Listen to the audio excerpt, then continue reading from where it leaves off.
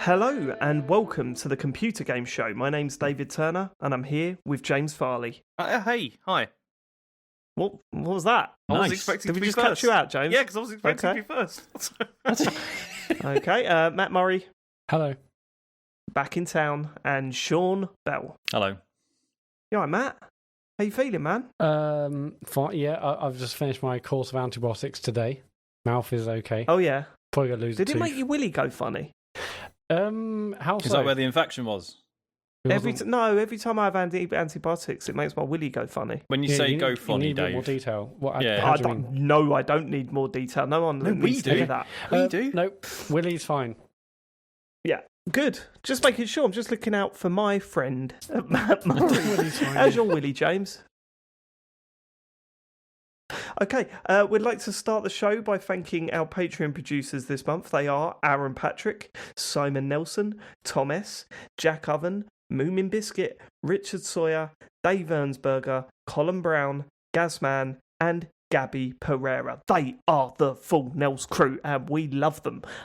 If you would like to go Full Nels, or if you want to support us on the various different tiers we have over at Patreon, it's patreon.com/TCGS. I've just remembered I wanted to talk to you guys about what we were doing for our Patreon people this month in terms of bonus shows and talks over just before we started recording, and then I forgot.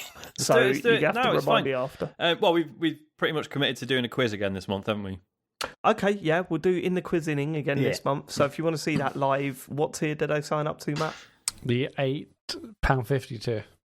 God, Plus, I've plus missed tax, you. plus local tax. Plus VAT. Jesus. But yeah, no, we maybe this is for the future. But I had a couple of ideas while I was doing the washing up, boys, and you know that's when I get my best ideas when I'm doing that washing up. Like today, I was thinking I'm going to ask about James's willy, but he's destroyed that. He has absolutely destroyed that. Right, should we get onto the feedback this week? What is going on? What's going on? He was So just far, pulled off his chair by the weight of his massive dong. Can I just say, so far, he started off by going, James Farley, what? Me on the podcast?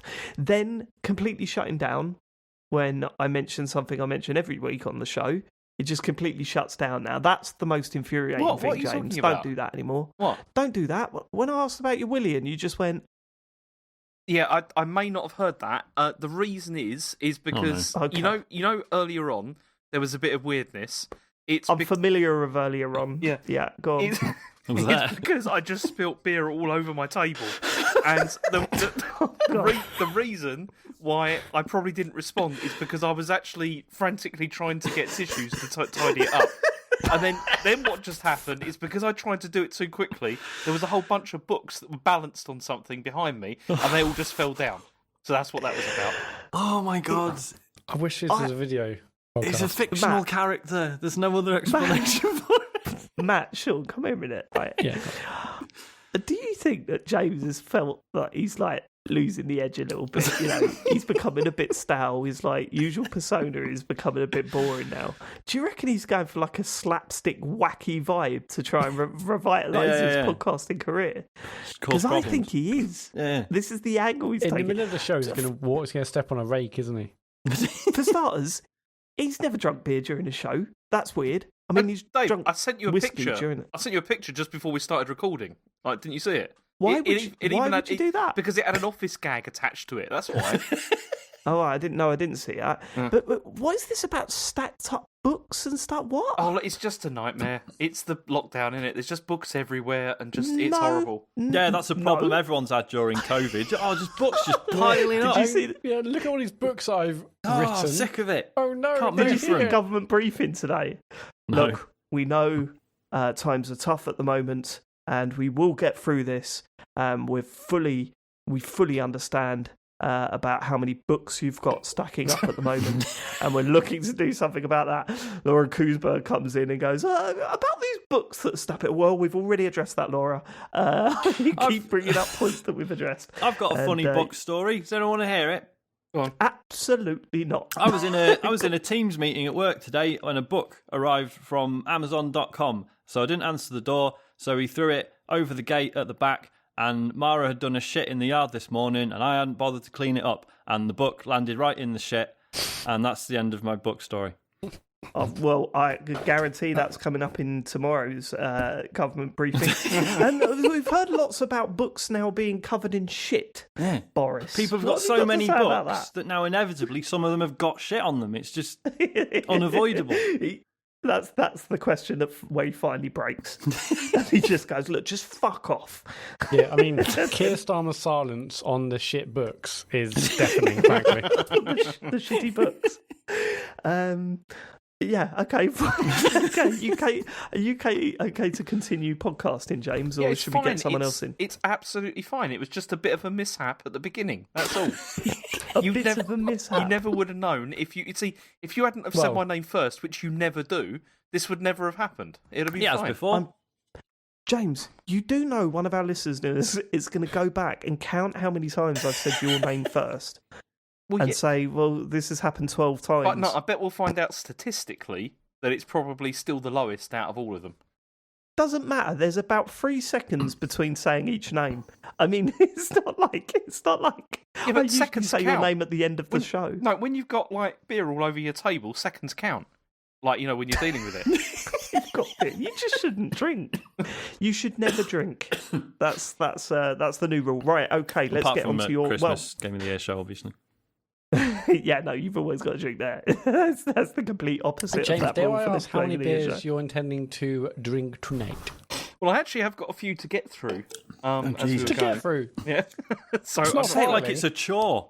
Like, crap. You got booze piling up as well as books. I have actually. It's a bit Books of a and problem. 'Cause I booze. was given loads of it for Christmas by people that don't know me, and I don't know what to They do with it. listen to the Game of the Year show and go, well, we know what to get him now. It should be whiskey, shouldn't it? Not just bottles of beer. But yeah, never mind. Okay. Lovely, Right, okay. lovely Courage Light Ale. I'm drinking at the moment, so it's fine. We don't care. Matt, you weren't here last week. I assume you've got some thoughts on last week's show. Yeah, it was a good show.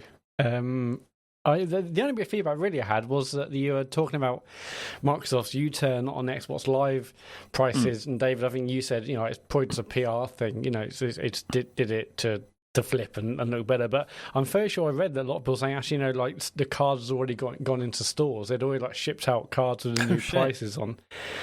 Of course, yeah, because they've got like PR all. thing, did I? I think you said like, there's a bit suspect that they would do it, so they would switch so quickly, almost implying that they did it just so they can quickly make the switch back and say, look at us.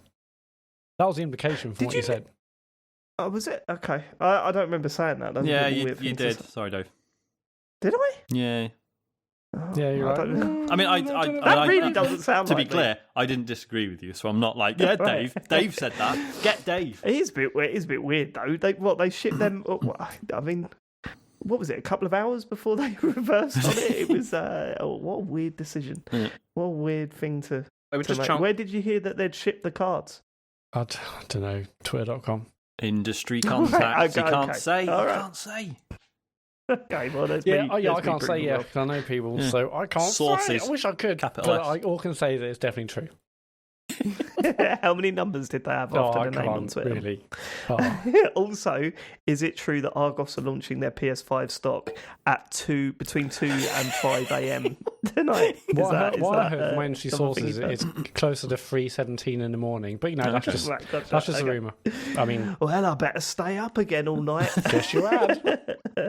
Is that all you've got to add from last week's show? Well, I also listened to the show, and you're like talking about the fact that you haven't been able to get a PS5. And you're like, yeah, like Matt's kind of annoying. You know, saying he'll help me out and get one if it helps. No. That's not what you said. That's not what you said. You said when you said if I see one and I get the chance to buy it, should I buy it? I said, yeah, that'd be great, right? Oh, no, But that's you not did what you not said. say that. You did not Yes, I say did. that. What did I say? Well, you said you basically what it was. You said no, or like nah, don't bother. And I'm like, No, you I said was like no. really I said genuinely no shocked to when. because by the time I tell you, it's too late. If I see it and I've got half a second, if I have a chance to buy it, surely it's better for me to buy it. And if you say, "Oh, amazing," I think you might have said, Oh, I think the implication was actually you might have got one. Well, I don't want to have like a couple on my hands. It's like you're struggling to get one. I don't think we'll get two. But if I get a chance to get one, surely it's a nice thing, and I'll be happy to press purchase and see where we're at afterwards. The comment that wound me up that I was referring to last week is when I think it was the Argos. Oh no, the Amazon when Amazon released their stock, and you said I should have just bought it, and I just thought. Oh yeah, why didn't I think of just buying it? I should have just bought it. Actually, but when I saw it, it was in stock. Anyway, when I saw it, it was in stock, Matt. It was impossible to buy. It wasn't impossible. I knew someone who got it. So you reckon you could have just bought it at that time when you saw it? Well, I'm saying if I see it in stock, surely it would make sense for me to try for you. Right. Okay. Fine. But.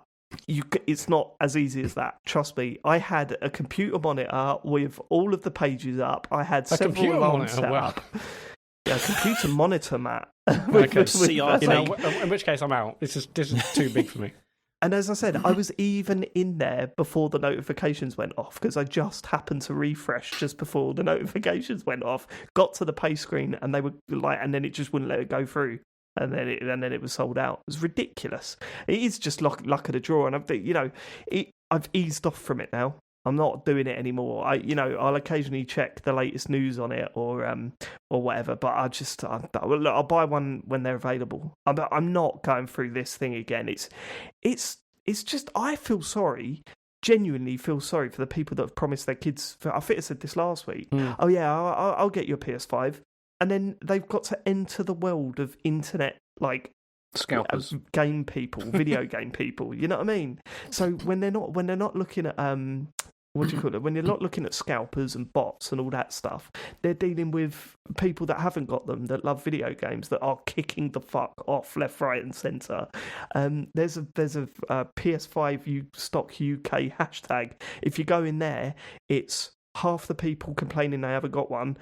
Half the people celebrating and tracking their shipments and their dispatch emails and stuff, and then that first half of the people attacking them, saying, "Please don't post about how you've got a PS5 on this hashtag because I want to kill you right now." There's a lot of angry people out there, Matt. No. Well, if you see one, buy one, but it's not that easy, mate. Look forward to get one. Okay, enjoy that. Why don't you play your one? I did. I played it. Did you? Yeah, I played the Maiden demo, and I was wanting to talk about it last week, but I wasn't here. The Maiden demo's 10 minutes long. Yeah, Dave didn't ask how long. He said, "Have you played it?" I have. That's true. Do you know what? I mean, I shouldn't expose this, but I did check his PSN account again, and it had been over a week since he last played it. So I'm seething. That's what's upsetting me. Seething. Right. Okay. Should we get on to the other feedback, Matt? Yeah, we had plenty of feedback about my Microsoft reward points. I meant to say before we recorded, Matt, I mean, I've put it all in. Feel free to not read half of it out because it's a bit much. Go on. Yeah, well, we'll start with Lars Hedderdam. Hey, lads, I'm worried about Matt after last week's, or a couple of weeks ago, what you've been playing section. Do we need to do anything about this point? I don't think as well, if you see something, say something and all that. All the best, Lars Hedderdam. Yeah, I had a DM on Discord as well, like saying, "Is like, Matt, can I ask you something?" I was like, "Yeah, sure." It might be like something to do with Discord or can't log in or whatever. And he's like, "Are you all right?" And I'm like, "Yeah. Well, what's up?" He's like, "I've listened to what you've been playing." And I was like, I thought that was a genuine question. Then I don't know if I should be laughing. Anyway, I genuinely don't know if I should be laughing. The thing with asking anyone if they're all right at the moment is like, look, the answer's probably not really. Yeah, obviously, the answer's do you want to just... Yeah. Well, I'll carry on. Matt Spink, hey, gents, just a quick note on a missed opportunity from last week's show. While Matt was trying to justify his bizarre reward points gaming compulsion, he kept saying it's because he had no time and he needed quick and simple things. However, on a number of occasions, he alluded to strategies for achievement, skipping parts, using saves, etc. It sounds to me that he's spending a good deal of time on obscure forums, we call Reddit obscure, researching the quickest way to tick off points scoring achievements for reward points. The process isn't quick, and I can't imagine him spending a couple of hours each night researching his plan for completing the next day's tasks in 10 minutes the next morning. Time's better spent playing Spider-Man, for example. If Matt hates his PS5 so much, why doesn't he just give it to Dave? I don't want it. I love the show. One of only 2 podcasts I listen to every week, and a genuine highlight of my week. I don't want it. Sorry, just to be clear as well, right, James, you know when you were saying, once all this is over, I'll bring the PS5 over and you can check it out. I don't want that either. Okay. I was thinking about that the other day, and it's not as the slight on you or whatever, but I just thought, how disappointing would that be? Like, the only thing you've got to get excited about when you open a new console is trying it out for the first time. So that's going to be robbed from me instantly, because I'll be like, I played. It's like the time that you stole, what was it that you opened that present? What was the game? Ooh. The Mega Drive game. You went round a friend's house and forced him to open up his it was present. like Street Fighter 2 and Aladdin. We did it on both of those, yeah. And then by Christmas Day, it was just completely ruined. Yeah, I ruined it for him, which was... Yeah. Sorry, Matt. I've made it all about me again, haven't I? Sorry. Yeah, I mean, I don't spend hours of researching. It's on Reddit. It's on the. I think someone else asked about where I get my strategies from, in inverted commas. Yeah, there's a Microsoft Rewards Reddit, and then True Achievements for the videos. It doesn't take long. Anyway, it's not like basically that thing was like a special sort of campaign. It's not like that every week. Obviously, I'd be insane. Loads of people saying about should play on PS5. What are you doing about why are you doing all the achievement stuff? Just something to keep my mind occupied. Just something. Yeah, Rafi asked what community websites I use to do the reward stuff. Yeah, just go to the Microsoft Rewards subreddit. That's it. That is it. So after you said that on the pod saying, just spend it, Matt, just spend it. I was like, okay, I'm going to spend these points. But basically, like, the keyboard I wanted wasn't in stock on Curry, and now actually I think I need to get like another 14,000 points to sort of get like the next voucher. So, but actually, I was thinking like the reason I was originally saving, I was like, oh, brilliant! This will basically I'll do this every day, and this will basically like give me a good chunk of a TV when I want to upgrade a TV. But you bought a TV? No, I haven't bought a TV. I'm saying you bought a TV? What, like 3 years ago?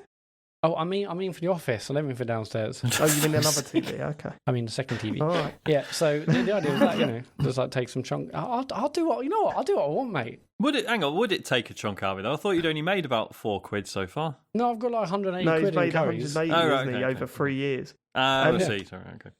But although we haven't worked out what the offset is and the amount of games he's had to like buy and stuff. To be That's true. Yeah. You need a full game now. I mean, we shouldn't be surprised. People are acting like this is the first time Matt, like this is an episode for Matt, but I don't think it is, because we saw what happened with How the beast operates. Yeah, I mean, you've been doing it for years. It's also how you played Animal Crossing. You know what I mean? It's like all that sort of stuff. Then you've got the whole, ticking off your list by the end of the year. Otherwise, you delete the list. This is stuff I do all the time. Yeah. So if you think this is a problem that's cropped up in the past couple of months, it's not. It's been a problem that's been there for a long time. So, yeah. It's just me, man. I was born this way. Just get over it. This is who I am. It's just him, man. Yeah, leave him alone. I don't know if you've stopped reading because it was getting too distressing, Matt. There are some supportive comments in the doc. Oh, read them. Are there? From who? It's mostly just slagging. Yeah, you got Brad Turk, and then Ryan Heyman was kind as well. Okay, cool. Brad Turk, Hale. Just wanted to say I enjoyed hearing Matt talk about doing his dailies for Microsoft Rewards. I love the idea of getting points to do menial tasks, which includes playing games like Island Saver, which in turn has you do menial tasks like cleaning up a beach. You are doing menial tasks within other menial tasks now. Now all you have to do is spend those Microsoft points on a game that requires you to do random busy work, and you'll be 3 layers deep, like Inception, but for monotonous chores. Love the show. Stay safe and sane, Brad. See, that doesn't sound supportive to me. Yeah, I was about to say, Sean, that's not it was supportive. He's done me there, hasn't he? So read that supportive one. You're a cunt. Ryan Hammond. I didn't read that as sarcastic. I thought Yeah, I thought he was No, genuinely yeah, amused but by even the if idea. it is genuine, what he's saying sounds like a great idea. Definitely is not a great idea. So it's like, go on. I'm Okay. in with Ryan Hammond. Generally, I don't agree with Matt's practice of playing seemingly random games Wait, for wait, wait, achievements he or said, Microsoft. I'm not. Hang on. You said I don't disagree. I don't want you all having a go at me again, saying actually this is another nasty one. Okay. Generally, I don't disagree with Matt's practice of playing seemingly random games for achievements or Microsoft rewards. It'd certainly be taking it too far if it's keeping him from playing games that he would enjoy more. But otherwise, it's good to get exposure for the widest variety of games possible. You never know when something you picked up for a few reward points might end up being a great time or introducing you to cool, novel ideas. Every game has a seed of an idea, and creators did their best to produce something interesting. Whatever ends up motivating people to try out more of the out of the spotlight experiences. I mean, I doubt many other podcasts were talking about Island Saver that week, and I think the podcast is stronger for it. I mean, Okay. would you recommend that we play Island Saver, Matt? No. I mean, we didn't really talk about it as a game, just as a means No, to an true. end. No, Well, it was. I mean, you'd be right if Matt was coming in and saying, "Well, I played through this one, and I really enjoyed it. These were the good points. These were the bad points." But he didn't. He loads it up, does the quickest achievements possible, and then deletes it from his drive. Right, Matt? have I still got Island Saver? Probably. No, I think that's saying small, so I might still be on. Also, Right. there's So more was it- achievements if I need to get my dailies up. There was one or two you said you genuinely enjoyed, though, right? Yeah, I think there's one called Corgan, He lied. which Yeah, yeah. looked like arse, but I quite enjoyed that actually in the end. What do you mean? In the end, what you play through it? Yeah, it's basically that whole thing. The whole game is like 2 hours because it's episodic. I think the other episodes are quite expensive apparently, but no, I played for the whole base game, whatever. It's like a kind of a Okay. Diablo style game. But Sorry to try and trip you up constantly, but that's 2 hours that could have been spent on the Spider-Man game that you were really excited for all year. yeah, how many times I've not got a brain capacity right now to play a game Okay. I'm interested in. I just want to turn my brain off for 2 seconds if fine. possible. All right, Let's cool. go on to other stuff. This Let's is do it. Nathan. Currently feeling like a mug right now with my Five Guys question because as well as sending it here, I DM'd Sean about it too. I did only send it once though, but I was on mobile data, if that's a factor. Where did he DM it? So- I didn't see the question DM'd anywhere. Maybe you sent it to like my MySpace account or something. I'm not... Yeah, I like that. I didn't send it 5 times, but I also sent it on various different platforms. Yeah. I looked you up on friendsreunited.com and I sent it there. Send it to your PO box. But no, Nathan, I'm genuinely curious because we've had this a few times where we get like duplicate Yeah, it question happens a lot, a submissions. bunch, yeah. Yeah, and I don't know if it's an issue with the form or what. Like maybe I don't think people it's an are... issue of form. I think it really is just if you say like press submit and then you Yeah. leave that tab on your phone and you go That's back what I was in. thinking. Yeah, does it I think resubmit it- it? I think so. Either that, or you press submit and then go back on the browser. That might Oh, trigger maybe. it again, right? Yeah. Could be that. It's a great form. Who cares? Let's not slag off a form. It's a great form. I Paul don't know. Parpington. I'll cut to the chase. At the 98-minute, 30-second mark in the show, a bum note can be heard. My money's on James Okay. Farley. Who was it? Shit, I need to. Now, I need to well, find this. because there's a couple of people on Discord mentioned this as well, and I was getting accusations. I've heard it. Yeah. I mean, it's definitely Well, a fart. I mean, Who was do you it? recognise it? It is. I've listened back to it. It's very funny. To be fair. Yeah, I'm not. I must admit, I'm not convinced it's Sean, but Well, he oh, was talking at the time. Have Go you on. not gone back and listened to our individual tracks? No. Oh, I can do no because the Mac, my Mac's broken and sent off to Oh, shit, yeah, of course. Apple, isn't it? Oh, So well, I I mean, can't do that. conveniently- It was me, but I'm not Let's ruling ask Tim myself Cook out. then. Well, conveniently, all I can say is that it wasn't me because I checked my audio. Oh, did you really? Yeah, Oh, yeah. Are they still in the? They might still be in the. Oh, they're still in the Dropbox. Yeah. I mean, it's too late to check now, I guess. But do yeah. we take a break and check it? That's the question. The thing let is, me it's try the and way find it. like when you listen, I can see why people thought it was me because it's like perfectly. I have like a little sort of stutter between two words You do. and just in the middle. It's great. It's like if it wasn't, if it was intentional, it'd be well placed. You know, What was the time on it? 98, time on it? 98 minutes, 30 and seconds. 30 seconds. Yeah.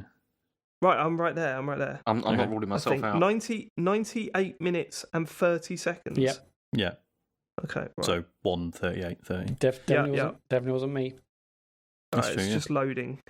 Loading the It's part. loading to that point in the show. This is tense. This Isn't is the tension. The tension. I mean, it is it is pretty good, and we are going to play it at half speed, so it's This is compelling listening right now. all right, well, you talk amongst yourselves, because this does not seem to be loading that quickly. I was having issues with it loading slow this week. Yeah. Shall I just crack on with the next question? We'll come back to this. Yes, please. David Birch, subscribe to your podcast. Started just before Christmas. Excellent show. Well, apart from poor James being picked on all the time. Dave, I have a challenge, sort of. If I get a PS5 before you, I will sell it to you for the original price I purchased it for, and subscribe to Patreon if you're nice to James for 1 whole month. No. Hang on. Why is it always just me being nasty to him? He's nasty to me sometimes. When's that? Just like with your attitude and that. Been Just disruptive. the lack of respect. Do you know what I mean? That's what it is. Just the general lack of understanding that you're here because of me. David allows you to. It has been said, Dave. It has been said. I know, by me. So, And you alone. I'll keep going. The conspiracy theorist. I'm not one for conspiracy theories, but there is something suspicious about what's going on in the Farley household. Recently, James mentioned having to stream on YouTube because he was unfortunately locked out of Twitch. It also happens that his son suddenly started getting into Hyrule Warriors because Bricks O'Brien and makes his dad sit there and listen to his influencer. Here's where it gets odd. James admits to actually enjoying the young streamer's show, especially his tax talk. It's almost as if his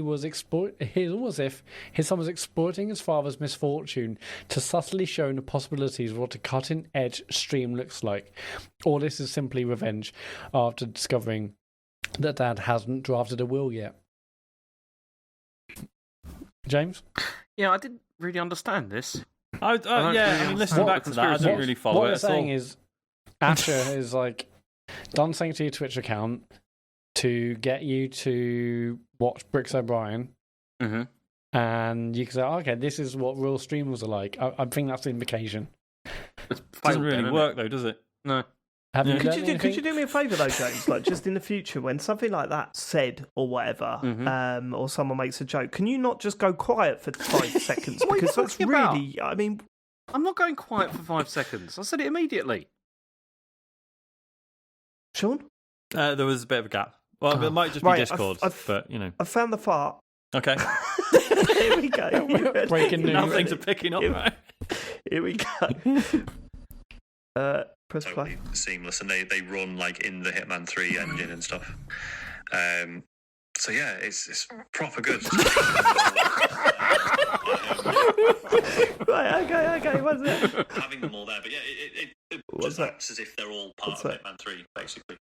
So it's all totally. Here we go. seamless, and He's they coming run, back. like, in the We're going to Hitman go 3 half engine speed. and stuff. So yeah, it's proper good. Just having them all. Does anyone want to own up now? No, Because I'm going to find out who it is. Please find out, because I'm genuinely curious if it was me or not. It's definitely you. I mean, it's definitely you, James. Well, Well, I have you thought found that, out but James exclusively? often No. mutes his mic when he's not That's engaged. the thing, and it was normally it was I when we were mute my talking mic. about Hitman, so Okay. All right. Okay. and I fine. know it wasn't me. So That's what I'd like to know. Maybe it Have I was you, got Dave. James's audio now? I don't remember farting during the show last week. Yeah, but But- would you we've got often all remember the if you- audio in do you there. catalogue every one? Yeah, Pretty much, yeah. I've got a diary. Who hasn't got a diary? Good point. Fart diary. Fart diary. I read one now on Okay, TCGS right. store. Okay, go on then, because I've just found the audio. So I'm just going to have a quick listen to James's. Okay. James scrambling you to crack delete on. everything from the Master Dropbox. Chef, fry some bacon, put it between 2 slices of bread, bacon sandwiches, you mug. Stephen Stove, meat, grill it, potatoes, boil and mash them, vegetables of your choosing, get it on the plate, dinner, you muppets. Could you imagine if this is the first show you listen to? When I heard that bit last week, I thought this is a great kind of Bell's Kitchen apron. Yeah, just have that down the front. Lovely old job. That is it for feedback. If you want to leave us feedback, go to tcgs.co/deartcgs. Cool. Let's get to the news. James Farley. This is well exciting, isn't it? It's like Yeah, it's massive. you see, the thing is honestly, this morning when I was putting the news together, I mean, I shared it with you all, and everyone was just like, "Yeah, it's boring, isn't it? Like what we've got." And to be honest, it is a pretty boring. Like it's a pretty boring array of things that have happened this week. But then something massive happened. Should we not have left this one till last then? No. You can't do that. You absolutely can't do that. I'm not teasing like that. We've got to hit with this. I mean, this happened just before we were about to start recording, and it's pretty. I mean, it's pretty shocking, isn't it? So Google have shut down their internal studios, and they're changing their business focus. So Wow. basically, they've packed it in, like in terms of making games. That's ending. They're going to close their 2 game studios. One's located in Montreal, another one's in Los Angeles. And there's good. Apparently, obviously 150 developers are going to be affected by this. One sources that talked to Kotaku had said that they're going to try and find them other positions like within Google, but still, that's terrible, obviously. And Jade Raymond is obviously gone as well because she was heading like all of Google's internal initiatives. And now it's not clear, like if any, like sort of exclusive games are still going to come to the service. Although they've said that they are still interested in signing new stuff. Yeah, basically, I think they've said in that piece, they said that anything in very, very near term, yes. I mean, I still don't know what that is. Anything that's going to be late in 2021 is gone. Yeah. So Jesus. they're still what they're planning to do now is they're going to offer the Stadia tech to publishers, so that then other people can then obviously companies can use this for their own like operations. And apparently, Google's head of Stadia operations, Phil Harrison, is going to focus on pursuing these new partnerships. That's going to be his role. So, do you want me to read the whole statement? Because there's a whole statement that Google have put out. Is it worth reading it? Yes, please. It's massive though, and it's Phil Harrison, so it's fucking boring. Okay, I'll tell you what. I'll read it, and you can stop me when you fall asleep or whatever, and they'll be fine. So I've started doodling already. I'll be honest. I've got a notepad here. I'm just okay. crack on. We launched Stadia with the goal of making your favourite games instantly available wherever you want to play them. With the recent successful launch of Cyberpunk 2077 on Stadia, gameplay on all types of devices, including iOS, growing our slate of YouTube integrations and our global expansions, it's clear that Stadia's technology has been proven and works at scale. Having games streamed to any screen is the future of this industry, and we'll continue to invest in Stadia and its underlying platform to provide the best cloud gaming experience for our partners and the gaming community. This has been the vision of Stadia since the beginning. In 2021, we're expanding our efforts to help game developers and publishers take advantage of our platform technology and deliver games directly to their players. We see an important opportunity to work with partners seeking a gaming solution all built on Stadia's advanced technical infrastructure and platforming tools. We believe this is the best path to building Stadia in the long term, sustainable business that helps grow the industry. Creating best-in-class games from the ground up takes many years and significant investment, and the cost is going up exponentially. Given our focus on building on the proven technology of Stadia as well as deepening our business partnerships, we've decided that we will not be investing further in bringing exclusive content from our internal development team, beyond any near-term planned games. With the increased focus on using our technology platform for industry partners, Jade Raymond has decided to leave Google to pursue other opportunities. We greatly appreciate Jade's contribution to Stadia and wish her the best of luck in her future endeavours. Over the coming months, most of the SG&E team will be moving on to new roles. We're committed to working with this talented team to find new roles and support them. What does this mean if you're a current or future Stadia gamer? You can continue playing all your games on Stadia and Stadia Pro, and we'll continue to bring new titles from third parties to the platform. We're committed to the future of cloud gaming and will continue to do our part to drive this industry forward. Our goal remains focused on creating the best possible platform for gamers and technology for our partners, bringing these experiences to life for people everywhere. That's it. I mean, I've got to say that it's a nice statement, but for me, the best quote was the one at the end of the Kotaku piece. Yep. What was that? Oh, go on, what was that? It's Google was a terrible place to make games. Imagine Amazon, but under-resourced. Oh, fucking that came from a source familiar with the operations. Yeah, I love that. Yeah, it's not looking good, is it? It's fucked. Surely, like all we've said this whole time, even like from when it was first announced to when it came out to now, it just needs good exclusives, like any new platform or any particular platform. Like I know, like the tech is cool potentially. I mean, it also potentially comes with a raft of issues in terms of digital rights and ownership and what have you. But like the fact that like no one believed the tech would work and it pretty much did. That was the hard part. Google just had to get the fucking wallet out, and I don't think it was would the have been hard okay. part, though. And go on. I don't think that was the hard part though, because for Google, the What, the technology, tech? I don't think that wasn't the thing. It was always going to be, being able to convince people to to join this and to pay, for enough stuff. I mean, look how long. Yeah, it's but taken loads of people Microsoft to do weren't this. convinced. Loads of people weren't convinced that the tech was going to be solid enough, right?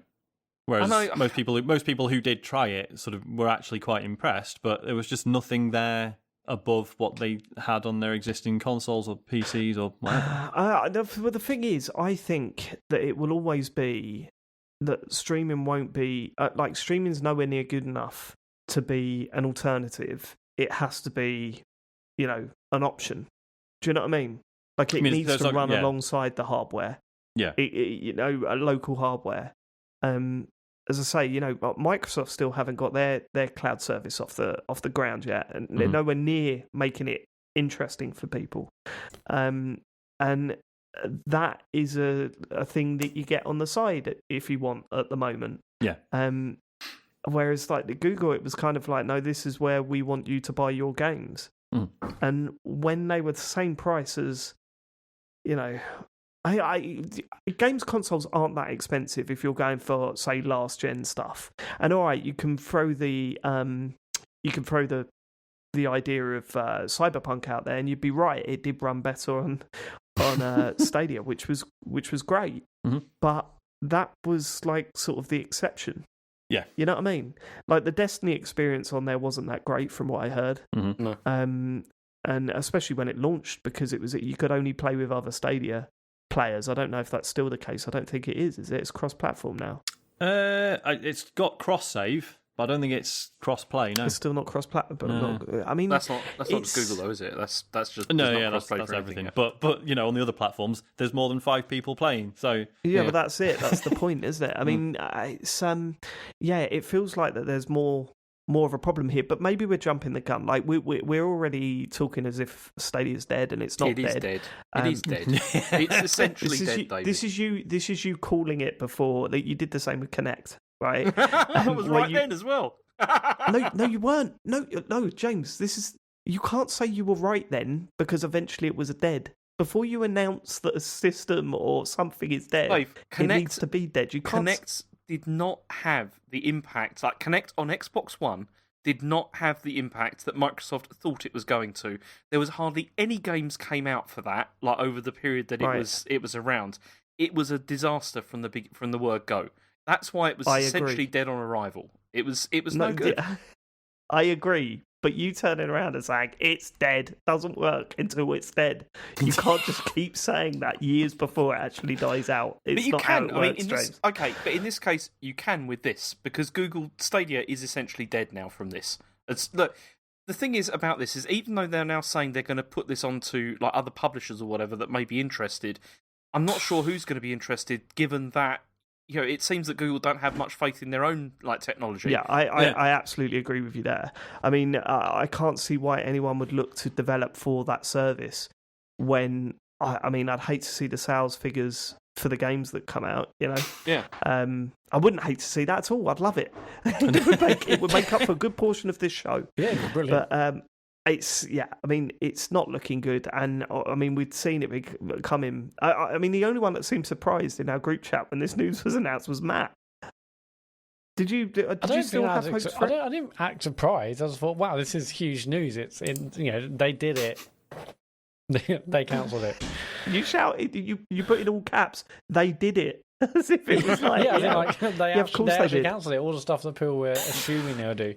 I mean, it felt like they wouldn't do it this early, but also it's hardly surprising given everything that's happened over the last 16 months or whatever it came out. But here's a question then: where does streaming services go from here? Because if you remember E3 2019, pretty much every company was saying we're doing a streaming service. I think Activision said it, EA said it, Ubisoft did as well. Yeah.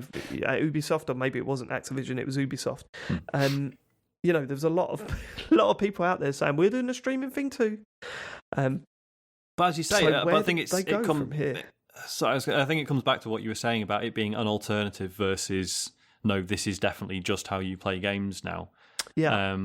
I think offered as a side thing, people are way more likely to be interested. But as a full on replacement, there's just too many. With people doing their own versions, it's just I will have this as part of Game Pass Ultimate. I have this as part of PlayStation Plus. The other ones are gonna have a life and carry on because people will be using them anyway as part of the service.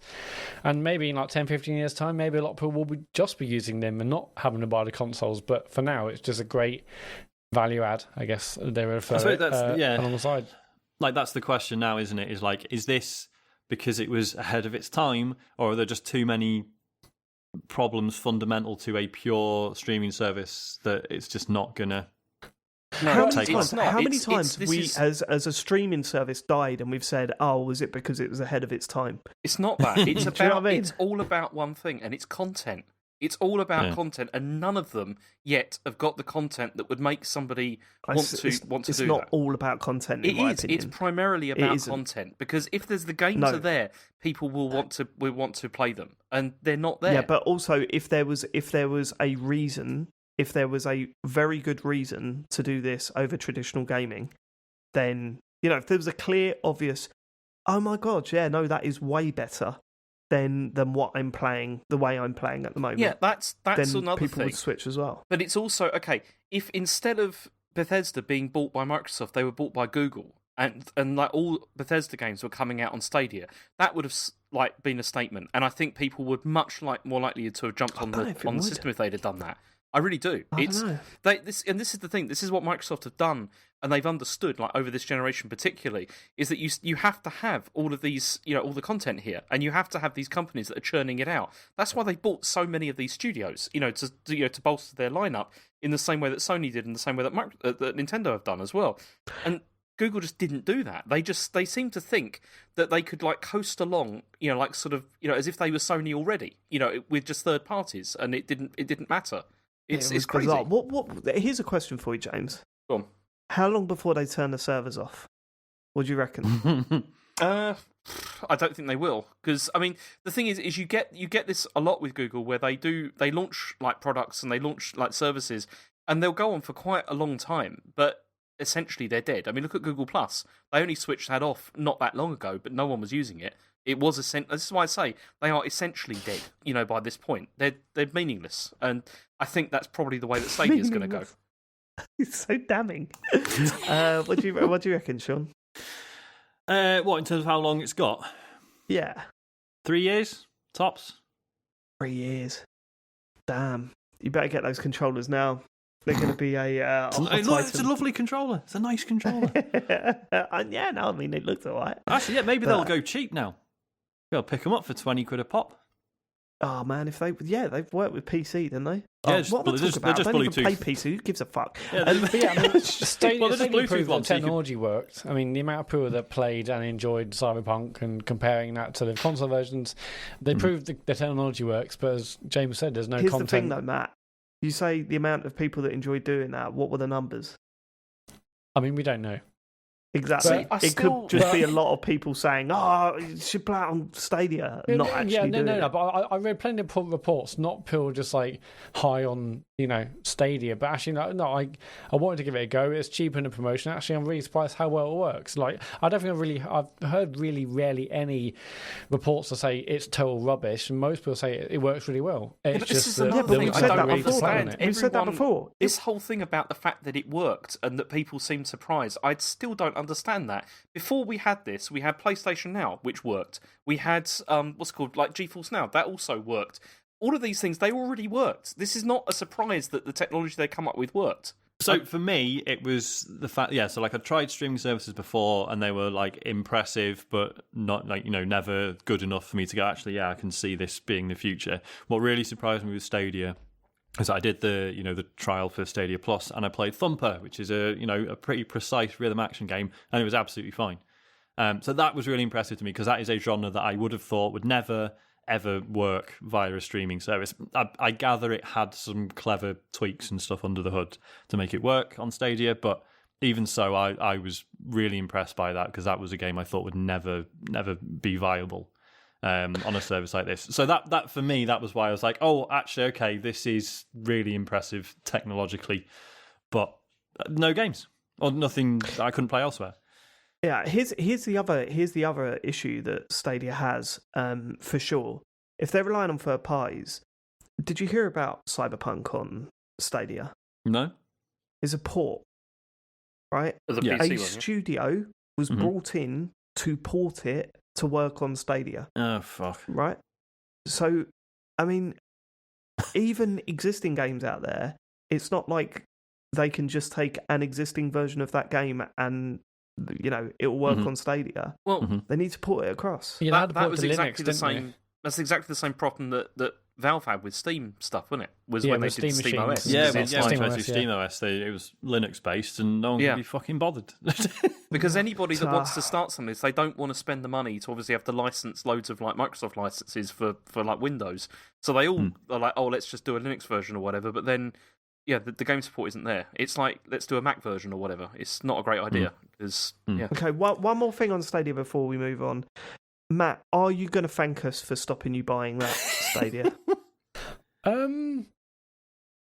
I mean, it would have been a great 5 minutes if I had bought it. Are you going to thank us for grabbing hold of you and saying, "Don't buy Stadia"? No, Cancel, I cancelled it cancel your myself. order. It was nothing to do with you guys. Are you going to thank us now for doing that?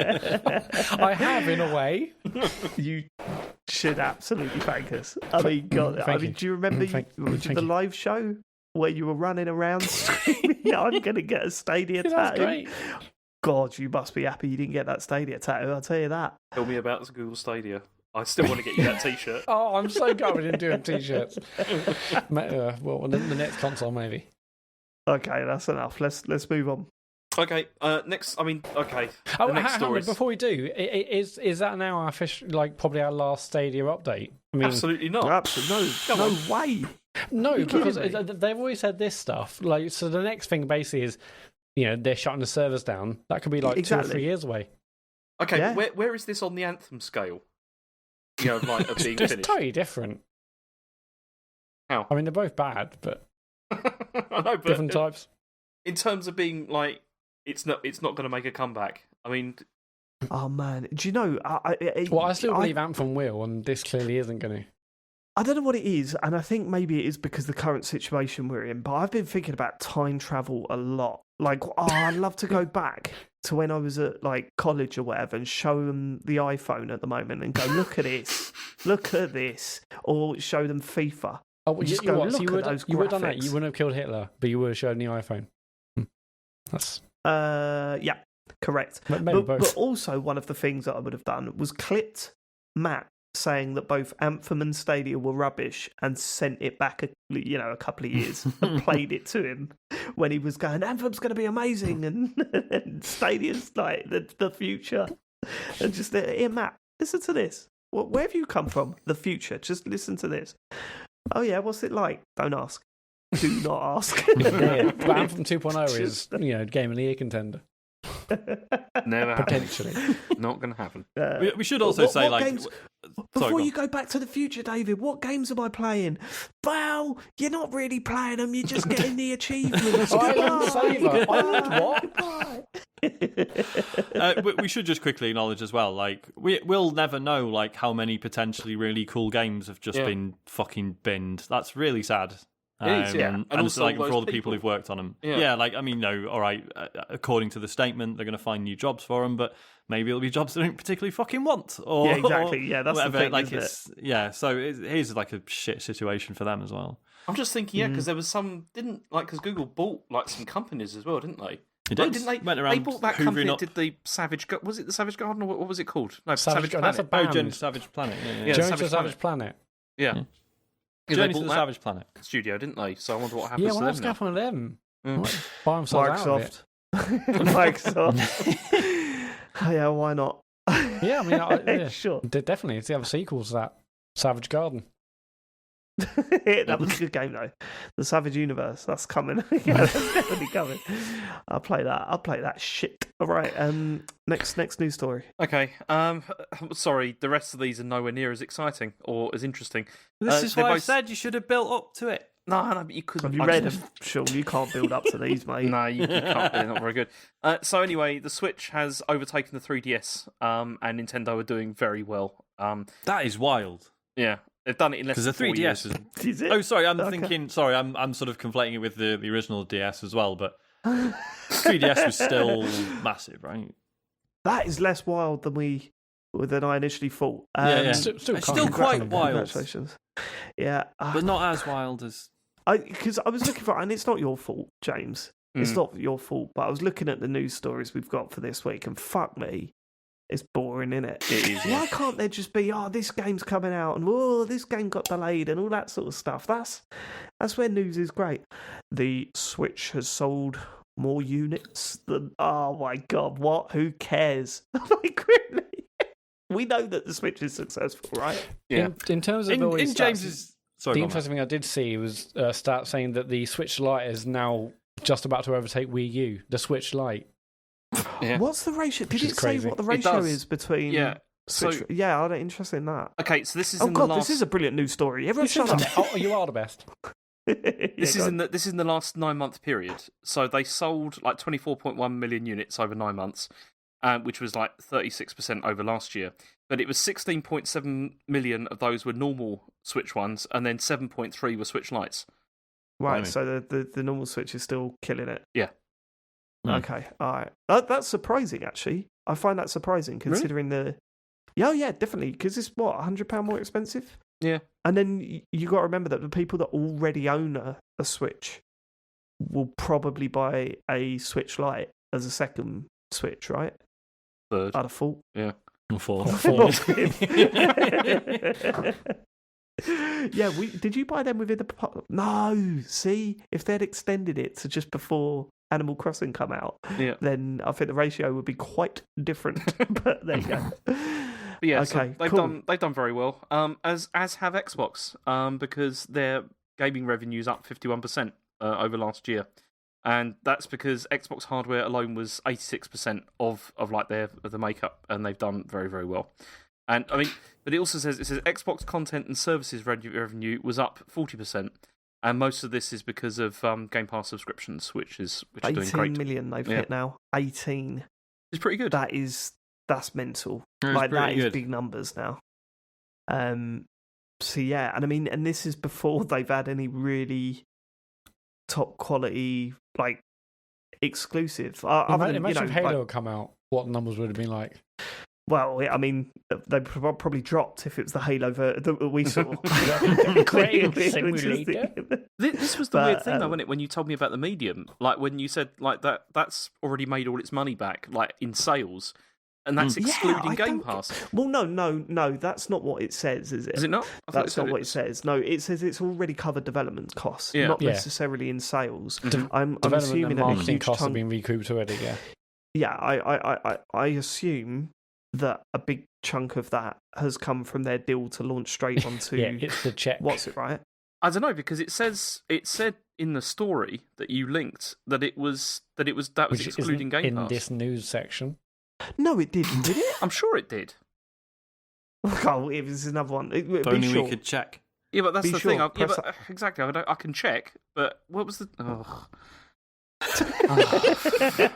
See, the onus that is always on disrespect me again? to prove something Okay, right, that you no, said. I've got it here. Right, this is a quote. It was a Google Translate, but whatever. It says sales on the medium have reached levels that cover the production and marketing costs of the game. Right, okay. So sales. Yeah. There must be, yeah, I mean, there must be enough people out there. But is this available on Xbox One and Xbox One X?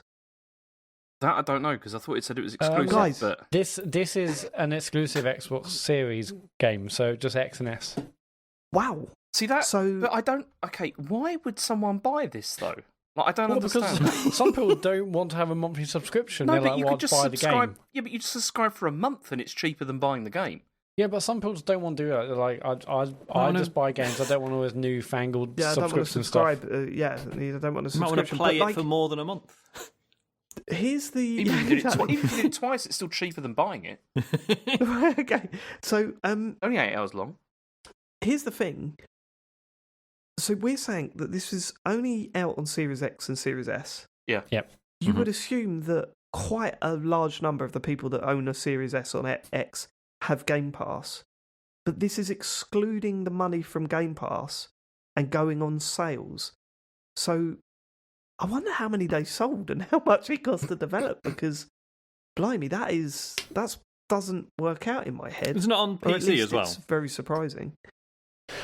Was it on PC So I as can't well? remember what happened because the last few weeks have been a blur. But with our consoles, did we get like a code for like a month or 3 months of a Game Pass? I was wondering if like everyone who bought the console. It's only for new subscribers, that code. Okay, I was wondering if maybe like it's been a couple of months now, so maybe everyone's like free Game Passes run out that they got on a console, and now they're like, well, I'm not going to buy a sub, I'll just buy the game. I do know you get a discount, don't you, for buying games which are on Game Pass if you want to buy Correct. them to own. Yeah, it's like So- 20% off or something, isn't it? Although it's probably only subscribers that get that. I mean, Yeah, it's, so it's it interesting. is out on PC, and I'm really interested. Oh, this is sad, isn't it? I'm really interested to see what the specs are for the PC to run it, because when they initially spoke about this game, it was like, now we've got the SSDs with fast loading, you can run 2 versions of it. But if this runs on a Windows PC with a normal hard drive, then that kind of goes against what they were saying, right? Not going to look it up, but yeah. Okay, well, the medium, it got positive reviews. It seemed to come out to a lot of positivity amongst critics. I've heard that maybe it's, not top tier, but it's pretty good. But we've got James, you've been playing it, right? I have, yeah, we can talk we'll about hear it. your thoughts on it later. Mhm. Okay, cool. All right, nice one. Next story. Okay, after 25,000 complaints, the EU is calling for an investigation into Switch Joy-Con drift. So this is the European Consumer Organisation. How many and- 25,000 complaints were from you, James? No, not just from me, but also from listeners to our show who don't know about Contact Cleaner. And yeah, it's they're all Stick the complaining boot about it. in. Yeah, but so basically what's happening is they're looking now at investigating this, and they said this is based on rules surrounding what they call premature obsolescence and misleading emissions of key consumer information on the basis of the EU's Unfair Commercial Practices Directive. Well, that's the And- episode title. Yeah, Yep. That in there. It's bad that it's got to this point, isn't it? I mean, everyone I know with a Switch has had the Joy-Con drift problem. well, I've the not. EU So- said that they've had like 88% of people that have contacted whatever had 88% of people have had this issue. Like that I was they've, going to say, what? So the other 12% phoned up to say, no, mine's doing all exactly. right. Yeah, I don't know where they got that. Joy-Con drift. I don't know where they got that No. percentage from, but that's what they say. But yeah, strange. It's been a known issue for a while, and I find it. Have Nintendo ever faced a hardware issue like this before? I can't think of them recalling or addressing a hardware failure issue. No, not like this. I mean, they're facing a similar like class action suit in America, and then so that's why when they're asked about this, they always just say we can't talk about it because we're facing a class action Convenience. lawsuit. They need to address it, don't they? I'm so surprised that they put the same sticks on the light, Yeah. but then maybe they saw that as admitting fault. You know what I mean? Yeah, I was going to say, You they know what I changed mean? it. It's like, oh, why have you changed it? Yeah, exactly. It's a strange one, but hopefully they address it because they need to. Sony have been through hardware issues. Microsoft, we all know, have been through hardware issues. They need to address it pretty sharpish, and it's not going to be cheap to. I mean, they're selling more and more of these things. So more than the 3DS now, Sean. I don't know if you've heard, but they're flying. I mean, off the shelves. that's insane. That's mad. That's Okay. wild. Let's not That's go into wild. it. Sorry, Sean, did you say you haven't got drift? Yeah, I've not had drift, no. Wow. You've never had it. Nope. Wow. Okay. Just got cool hands, Thumbs. Joy-Cons. Cool it's I got know, cool yeah. sticks. Yeah. I mean, that's not to say I haven't had other problems. I had one of them had like a really buzzy, I don't know, whatever the thing is that does the rumble. It's not a motor like the normal ones, is it? So I had to thing. so I had to replace that at one point. But that's Hang been on. about it. I mean, I Didn't you changed the replace the casing, but that sticks was as my well, own Sean? stupid idea. No, not replace the sticks, just the casing and that No, one. just motor. the shell. okay. Did the He's problem got- with the he's got rumbling cool sticks, happen James. He's after got you cool replaced sticks. it? No. The problem with the rumble was pretty much from day one. I should have right, just sent okay, it fair back, enough. but obviously at the time it was like I remember I was playing Tumbleseed, and I remember thinking it was like it seemed to be just that was setting it off, and I just thought it was a thing with Tumbleseed. And then as the months went by, I was like, oh no, hang on, this is happening with quite a few games actually. It's happening in every game. Yeah. That bloody Tumbleseed. Tumbleseed was crazy for its like the strength of its rumble. It was nuts. Yeah, I do but wonder okay. if that just broke it. But Yeah, whatever. almost definitely. Almost definitely. Didn't they tone it down after a while? Like They one did, of the yeah, yeah. patches was like, yeah, we got to stop. We've got to stop. Okay, sure. Okay, next story is that GameStop stock is up 135% in 24 hours. And yeah, I mean, everyone's already talked about this. I didn't really want to talk. Favorite thing about this story is video games journalists trying to wrap their head around the stock market. Them try. So basically, the numbers go down, and that really hurts the rich Basically, people. if I have some oranges and you buy them for £10, but then you're gonna sell them. Animal Crossing, right? It's a bit like the turnips and the. I don't know what I'm talking about. Yeah, by the sounds of it, a bunch of people got on Reddit. They fucked around with the stock market. It screwed over the. You screwed big over some boys. hedge funds. Yeah. Yeah, it screwed over some hedge funds, and then the market got shut down by various apps or whatever. Which of course And, is hilarious because the people who are upset about this are usually your sort of free market types. And it's like, Yeah, oh no, well, don't interrupt the free market. If it sorts itself out, mate. Wait a minute, no, stop this. This is Yeah, This But no, isn't no, fair. I found out- Now we're losing money. Yeah. I found out to that. I don't know how true this is. It was on CNN, and I never trust like sort of media like that. But they were saying that the Robin Hood app, which was the app that people were primarily using to buy this stock to screw up the stock market, was owned by one of the people or one of the companies that was heavily losing out because of all this activity. And they were the first to shut down the there is shut down the relation. purchasing. There is a link there. So it's all. Jesus. Okay. We don't know enough about it. Well, and this is the thing, isn't it? And it's only been a story in our sort of sphere because it's GameStop. Yeah. It doesn't Exactly. really. Yeah.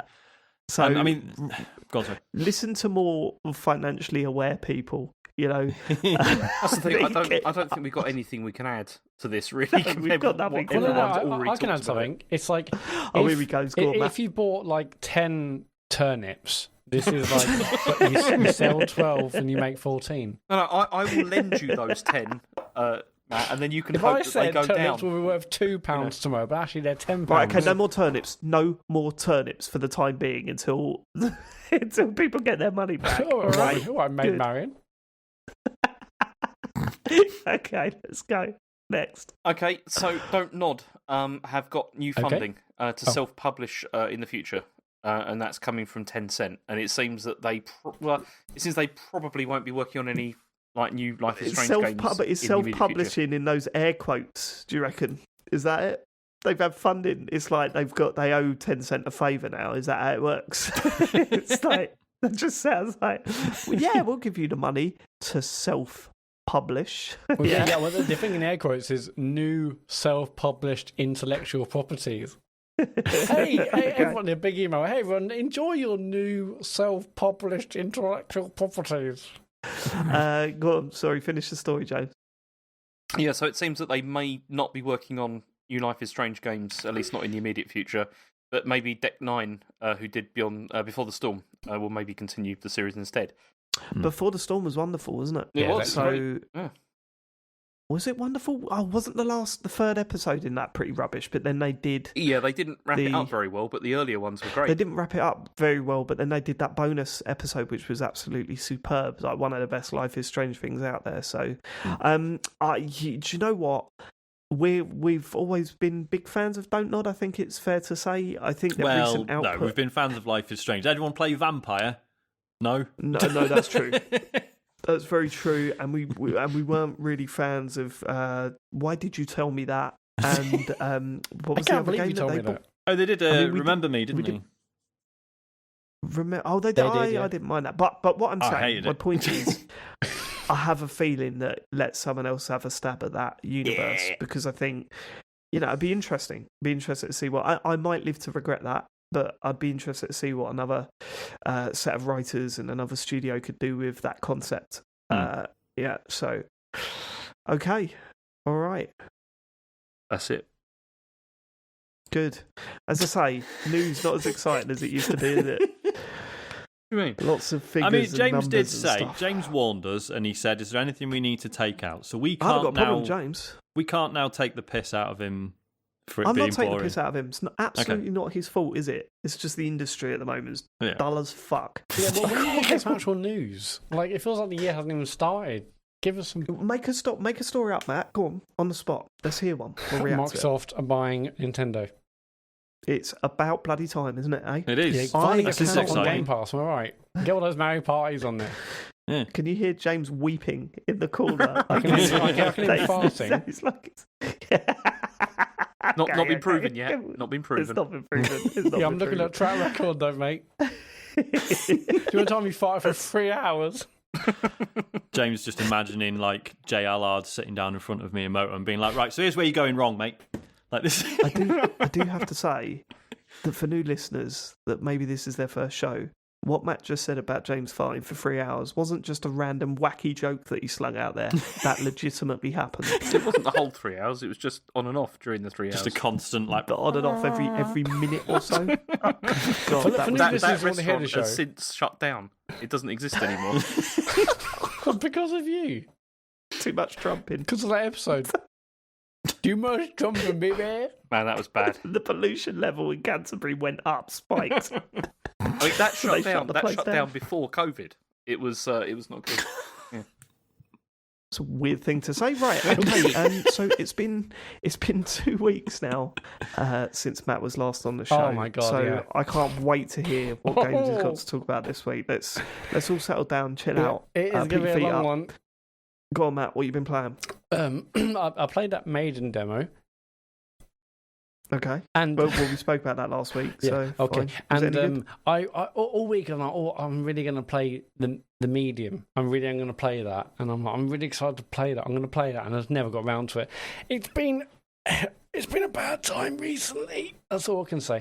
That's fine. Everyone's but- going through a bad time. But why would you say I really want to play the medium? I'm going to play the medium this week when you've got Spider-Man Miles Morales. I don't know. Actually, I just kind of forgot about that machine. Right. Okay. Is this part of your list thing? Because Miles Morales came out last year. Is that already in the bin trust now? me. The list. I didn't really have anything on the list, so no, the list hasn't really been part of my brain in the last few months. Okay. Okay, so Fair I clip that. The list hasn't been part of my brain. No, Maybe that's the I show just title. There are Anyway, special rewards for the medium, Matt. Oh no! yeah, if I buy Tell it, him I'm that. not going to buy it. I was I'm getting not like everyone achievements else and who've stuff. helped them recoup the development and marketing costs. No, They don't need it anymore. no, I'm not going to buy Okay, it. so you haven't really got anything to talk about. Nope, sorry, it's been a bad time. Well, as soon as you brought up the medium, James, I'm very excited to hear about this because I think what it is that when I saw the type of game it was, I just saw clips of it and I thought this just seems right up James's street. Mhm. Like I'm excited to see what he thinks. So tell us initially, have you finished it? No, absolutely not. In fact, I've only played Right, it for okay. about an hour or so. So these Oh, are. what? I know. I was going to play it more, This but was then. your thing this month. Well, I know, but then I got caught up with another game, which I'll talk about after this. But Oh God. what? What's wrong with that? Well, I wanted to hear about the medium, and you were like, "Yeah, I've started it." I know. okay. I started it. I've only played it for about an hour and a half or so. But All right, go on then. I mean, the thing is, right? Because the last game that I played by the same team was the Blair Witch one, and I started playing it on stream, and I binned it off very quickly because I that's didn't right, enjoy yeah. it very much. I didn't think it was very good. But this one is much more interesting to me because it's set in Poland, and you play the part of this woman called Marianne, and she's just lost her foster father, like in the game. But she has, as we've seen in sort of the trailer, she has this sort of strange connection with the other side, and it's implied, like straight from the beginning, that she sort of helps people to cross over when they die. And I mean, one of the things I'm not sure about at this stage with playing is that it doesn't. See, I've not watched any of the other trailers apart from the one that we saw in the showcase. I don't know if there's any combat or not, but everything that I've done so far has been mostly sort of puzzle based. So the main hook of this is that certain parts of the game, the screen divides, and you can see both like the real world and the other side, like from her sort of perspective. And it is kind of interesting because like the movement, however you move in one world, it's mirrored in the other. So if you're talking with somebody else, in one world, you can see it in the other. She looks like she's having a conversation with thin air, that sort of thing. And so what happens is she gets this phone call from somebody that she should travel to this sort of disused holiday resort in the Polish woods. And this person is sort of promising her Polish answers. woods. Say again? Why did you specify it was the Polish woods? Well, I'm just emphasising the fact that it's set in Poland. It'll come clear because it's because of the Soviet architecture that there is from this. So she gets called there to try and find out perhaps her background. It's not entirely clear, like right from the beginning, what the whole motivation is. And then she stumbles across this like holiday resort, which is like very sort of like it was built for Soviet workers, or for Polish workers, during the Soviet era.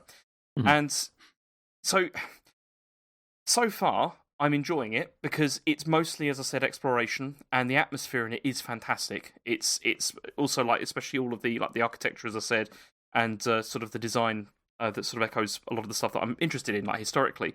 The only thing, I mean, I wouldn't say it hasn't blown me away in terms of like visually. I don't think it looks amazing or anything, and I can't see what the SSD is doing for it, if that is something that's part of it. Yeah, Sam, the whole idea was that it was running two games at once, essentially, isn't it? It's two environments on screen at the same time. Yeah, but because my understanding was that, like, you were, like, I know they showed that trailer where it was showing both at the same time, but I thought the point was that you seamlessly switched between the two, but it's not, is it? No, they're actually both running side by side. Yeah, they're both visible side by side, yeah. Which is okay, although, I mean, on the Series S, it's a little bit juddery, I think, from time to time. But then I've discovered that because this week the other thing I did was I connected my Series S to a 4K TV. Because previously it had been connected to a 1080p TV, and I hadn't really seen like any sort of problems at all with it. Now I can now kind of see why it's a 1080p machine, because running things in 4K. Have you done this, Sean? Are you playing like stuff? Yeah, I play on a 4K telly, yeah. But then I'm sat sort of 3 meters away, so.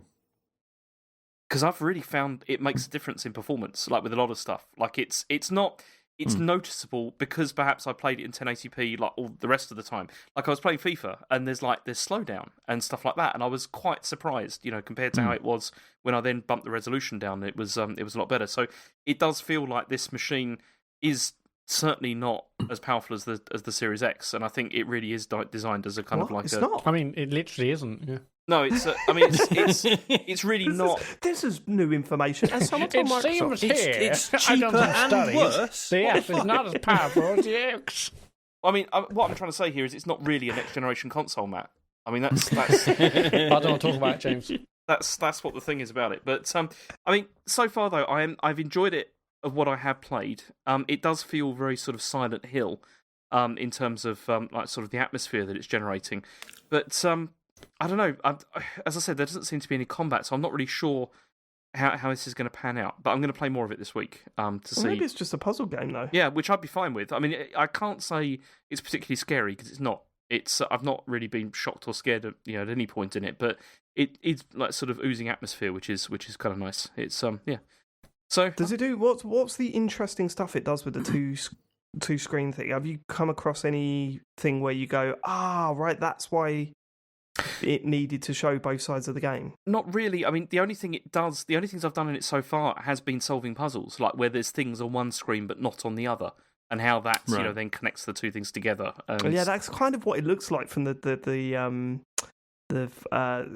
footage that I've seen. Yeah. It does kind of feel like you're in two worlds at once, and you can interlink, and you do one thing on one screen, and it affects the other, and it kind of just looks like just look at one or the other. And do the bit that you need to do there, and then I mean, is it then like look at the other one again? assume it's not just like there's a door in one world, but the lever to open it is in the other. Like, I assume it's more than that, right? Funny you say that, Sean, because it has been like that so far. Oh, fuck. That's Okay. kind of been what's happened. I mean, I've only got up to the point where I had like what they call like the outer body experience, where you like leave your body and you go off, and that's just like single screen, like you go off on your own, like to somewhere. But that's as far as I've got. So I'm not, as I said, I'm not very far into it yet. But yeah, so far he's not got anywhere near it. You haven't played this enough, and that's really disappointing. I think that's really disappointing. I was looking forward to hearing what you had to say about this. I haven't played enough. There's only so many hours in the okay. day, and I've been playing Hyrule Warriors instead. Yes, mate. Oh, that's the game you've been playing instead. Yeah. Good game. It's 2021. There's not been a new release since Cyberpunk, and we didn't talk about that because What's the point? it was a mess, right? None of us wanted to play it. So now a new game comes out, and James played 1 hour of that and gone back to Hyrule Warriors. Why? Because I wanted to finish it. I like finishing games. Fine. You're on a podcast, James. Yeah. Don't you think people want to hear what you thought of this new game? Yeah, and I've just given like an outline of what I think of it so far. Okay, all right. Come on, look, you're having a go at me. Have a go at Matt over there. He hasn't played anything. He hasn't played anything, yeah. That is a good point. It's a good Too busy point. making games, baby. 2 weeks. I thought Matt had just polished Is that off what a you're few doing? You're making them now? JRPGs. Yeah, they're good as. Is this? Well, hold on. You had a go at me for calling myself an architect, even though I wasn't qualified. Are you now saying that you're developing games? No, I'm not saying that. What are you doing? Just marketing the games. God, why does anyone listen to this? Okay, James, so what do you think of Hyrule Warriors? Well, I finished it over the weekend, which was good. Amazing. But I do have a bit of a... Tell me it's just 1 hour after what Sean played. No, No, please tell me it was. He 6 hour was game. like a. What was, an yeah, eighth what of the was way your total through. playtime? my total playtime was about 43 hours by the end of it, which is insane. And it's amazing because it's so obvious within the first 8 hours how brilliant it is. I think he's at 6. Does he add an extra hour every time this conversation comes up? I No, swear we he does. established on the Game of the Year show that I had 3 hours on the demo, which carries over into the full game, which I then spent 5 hours on. Total of 8 hours. No one established that 5 We hours. established Though. I put 64 hours into a demo and another 24. we also don't know how into- long of that was just in menus, sort of sitting there. I mean, Go on. the map screen music is very good. It is Did good. just Yeah. listen to Yeah, that. you It's spent very about good. 3 hours on the map. So was Great map. here's my first question. Was Sean correct in putting this in the Game of the Year show? Did he make the right decision after playing 8 hours of it? No. Sorry, Whatever. Sean. Why not? It's a good Go on. game. I mean, I've played it for 43 hours, so it's a good game. Yeah. But it's certainly not like Game of the Year stuff. I mean, Well, it's obviously, we had to pick loads of games. It was just one I wanted to highlight. It wasn't like, oh yeah, no, this is definitely it. This is definitely better than The Last of Us 2. Fuck off. Like, Well, that's what you're saying. I mean, I would have tried Go to on. sincerely argue that if it had come to it, but yeah, thank God it didn't. Good. Okay, so I'll go on, James. I mean, it's good. I mean, I did enjoy it. I mean, the main story stuff is great. It functions as a prequel to Breath of the Wild, although they do bottle it at the end in terms of like the story and like where they're going with that, which is a shame. There's What a does that mean, hint of bottle that. it? What does that mean, bottle it? I can't say because it will ruin the story. No, hold on. Okay, so the question is, do they change what happens? Like, would Breath of the Wild have to be slightly different? I'm not saying, Dave, Why not? because it will ruin it for anyone who wants to play the game. No one gives a fuck. It will. I mean, I'm not talking about so it anyway. I'm pretty sure it's what I thought was happening, like from the opening cutscene, Oh, yeah. From 'Cause my I did- full playthrough. because I did mention this. But all right. Sorry, Sean. I'm just saying, It's just immediately clear how good the game is. That's all. Oh, yes, I worked that out from my time with No, it. Yes, knew when the I ending, first which talked about validates this on my- the show, I said, I'm just going to say it because I said it last time, so fuck it. It implies, like, pretty early on that it's an alternate timeline. It's not. Right, okay. Yeah. It's not a direct prequel to... Okay, fine. No. You go on. So I mean, so that was good. I did enjoy that sort of stuff, but then I had a very strange relationship with this game like over this weekend because I played it with Asher a lot. Like we played it in co-op a lot, and it works very well in that way. Although Is it split screen? yes, it works in split screen, and there wasn't even And the frame rate holds up. it was fine. Yeah, it was. I mean, it's not amazing to begin with, but yeah. No, it's okay. It's perfectly like bearable. Like it's better than playing on Google Stadia. Put it that way. Like there may be a bit of slowdown occasionally, but it's not too bad. Okay. But then the thing is I got hooked on that map screen in trying to complete all the side missions that there were. And because what they do is after every single like sort of story event, they then like give you like a whole bunch of like side missions to do. Now, the side missions are a bit of a disappointment in that there's not really any story, and it kind of feels like they've just been obviously they've just been generated as like these are the assets, you've got to do this. It's like it's like roll the dice or whatever, and you've got to do. Yeah, here's a bit of a level you've already done. Yeah, but you don't have to do all of it. Just kill some enemies in a bit of it, and then that's it. Yeah. But then what they keep doing is they keep drip feeding these to you. And I kept on thinking, okay, well, I'm going to do these before I do the next story mission because I want to like upgrade the characters. I want them to become, stronger, that kind of thing, so that the other story missions are maybe a bit easier. But then the trouble is I didn't realise that there are hundreds of these things, like these side missions, and it's insane because what happens is you think that you've done them, you've done it all. And then suddenly they'll pop up like another 5 or 6 will just like be added to the map. And you know that they're just going to be the same thing as before. And they're going to be very repetitive. And I'm going to be fighting exactly the same enemies again, but perhaps with a slightly tighter time limit or something like that. And I don't know why, but I just felt the need to just keep doing it and to keep crossing these blasting icons off. It's ridiculous. And it's like, I enjoyed the combat. It's a very good game. Like, the combat is really good. Like, it's really solid, particularly if you, like, choose, like, a very good team, to sort of, to work with.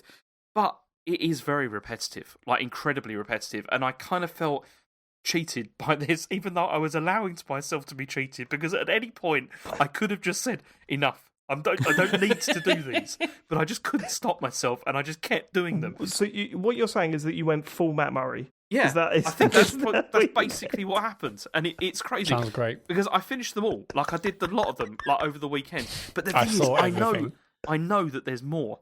I know that there's definitely more because they have 2 different types. They've got the missions where you like actually do fighting and stuff. Then they have these things called quests, and quests are where you just have to get like different ingredients or tools or whatever that you pick up when you're doing the fighting, and then you give them to people, and then it unlocks like bonuses. But some of these bonuses unlock extra missions. So I'm pretty certain that I've definitely missed a whole bunch of them as well. But I am not going back. I'm done. I did all the ones that I could possibly do, and I'm not going back to it now. Not going back. Yeah, because I'm done. It was an enjoyable game, and I played it for a ridiculous amount of time. I mean, I felt ill like by Sunday evening because I was just like, I just want it to be over. And like I finished it, and it had the credits and everything going. And then the credits finished, and then it popped up more of these fucking side missions as well. Like suddenly appeared, and then so I was sitting there just thinking, I can't do this. But then of course I did, and I was sitting there like playing it, and then like Chen was like, I thought you'd finish this, and I said, I know, but I just want to finish it completely. And but so it's just the best game released in 2020. That's all. I mean, when you say it gets repetitive, at what hour mark would you say that the repetition become too much? Probably about maybe 25 hours in, I'd say. Right, you should have said 9 hours. Should have said 9 hours. Okay, fine. I hate teeing him up for gags. Matt would have got like that. Okay, right. Is that all you've got to say? It's a about good Hyrule game. Warriors? It's a good game. Just don't get obsessed because then it causes problems and it's not so good. Yeah. Okay. I'll play the Okay. medium this week. I will. Yeah, please do. We want to hear about that next week. Apparently, I mean, I'd like to talk about my obsession this week because I have fully fallen into Hitman 3. Like fully fallen into it. That yes, game mate. is so good. It's so good. How far into it are you, Sean? I mean, as I say, I've been jumping around quite a bit. God, what have I done from Hitman 3 now? So I've done the first one, I've done Dartmoor, and then I think I've skipped Berlin, and then I've done... Why did you skip Berlin? Well, that's what I mean. I haven't skipped it as such. It was just we're playing them in like a completely random order at this point. Why? Because I'm not asked about the story. Okay. Yeah, but that's fair enough. But then, what made you go? I'll skip Berlin. Did you? No, that's did what I you mean. hear We didn't something skip about it. It was just one night. We thought the one in China looked cool, so we did that. And another night we thought Dartmoor looked cool, so we did that. And another night we did some levels from Hitman 2 or whatever. Right, We've just it's been totally random.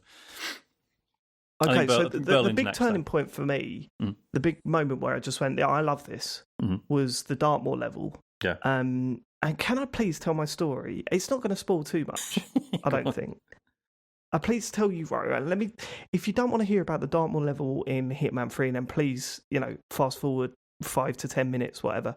Someone was saying, why don't you use SpoilerBot anymore? And the answer is because I don't edit as often as I used to, and I'm not editing this one, and others can't be bothered. But throwing us under the bus there. yeah, well, it's the truth, isn't it? Well, It's if the you say truth. SpoilerBot, we'll put SpoilerBot Suddenly, in. If I'm you not don't, we free don't. to edit tomorrow, Dave. I think Hold on, slow down. Matt, I've legitimately asked you to use SpoilerBot 2 or 3 times in the past, and you said I'm not doing that. That So don't act like right. I'm being an arsehole here. Yeah, you're kind of being a bit of an arsehole. Well, I mean, yeah, that's my natural state. But anyway, so for those of you that don't know much about the Dartmoor level and you want to hear more about it, so it's kind of completely different. Although you've got your targets, you start off in a level and you got your targets and you got to kill them and get out. This time there's a different objective, but I assume they've done this in the past where you've also got to locate and get hold of a case file, right? Have they done that before? Yeah, they've done similar things. Yeah. Okay, cool. But the thing here is that one of the routes you can take, because you can break into the house, it's this big stately home and there's lots of rich people milling about in there. But you can't just break in, grab the case file, kill your target and get out, right? Like you can with any Hitman level. But with this one, it kind of pushes you towards learning about the people in the house. Dave, can I stop you? I'm pretty sure you told this last week, didn't you? I haven't told you how it ended, and that's Okay. I'm just building up to that, Okay, right? So sorry. I'm giving the background. So as I said last week, there's a murder mystery involved, but it's a little bit more Can I say complicated one than thing? that. We've all seen Knives Out here, right? Yeah. No, I've not, no. Okay, Oh, good, mate. because I haven't played this game, but that's exactly like Knives Out. From It is very Knives Out. Yeah. Okay, all right, okay, fine. Well, I don't know the reference, but fine.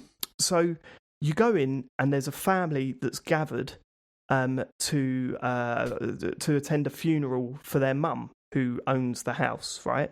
But the moment you arrive, you work out just by listening to people that the mum's not actually dead, and she faked her own death.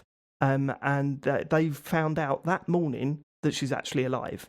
But what has happened is her husband, Brother. not their dad. Oh, is it her brother? I thought it was her husband. Brother. Oh, right, okay. Damn, that completely ruins my point. But her brother has been murdered overnight, right? So although she's not dead, there has been a murder, and they've hired this because they don't know it's a murder, do they? It's made to look like a suicide, but she's not convinced. Yes. So Okay.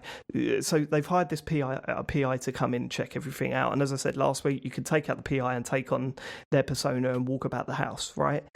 I got obsessed, Sean, with trying to work out what was going on. I went through every room. I looked at every piece of evidence. I was piecing it all together. And, it's a little bit of a cheat because the game crosses people off the list for you. It's not like you have to work it out and piece together the clues. It's you find the right clue and it narrows it down for you, and so it's a you're little not bit like more taking simple than notes or anything, are you? It's all sort of no. neatly put together. It works it all out for you.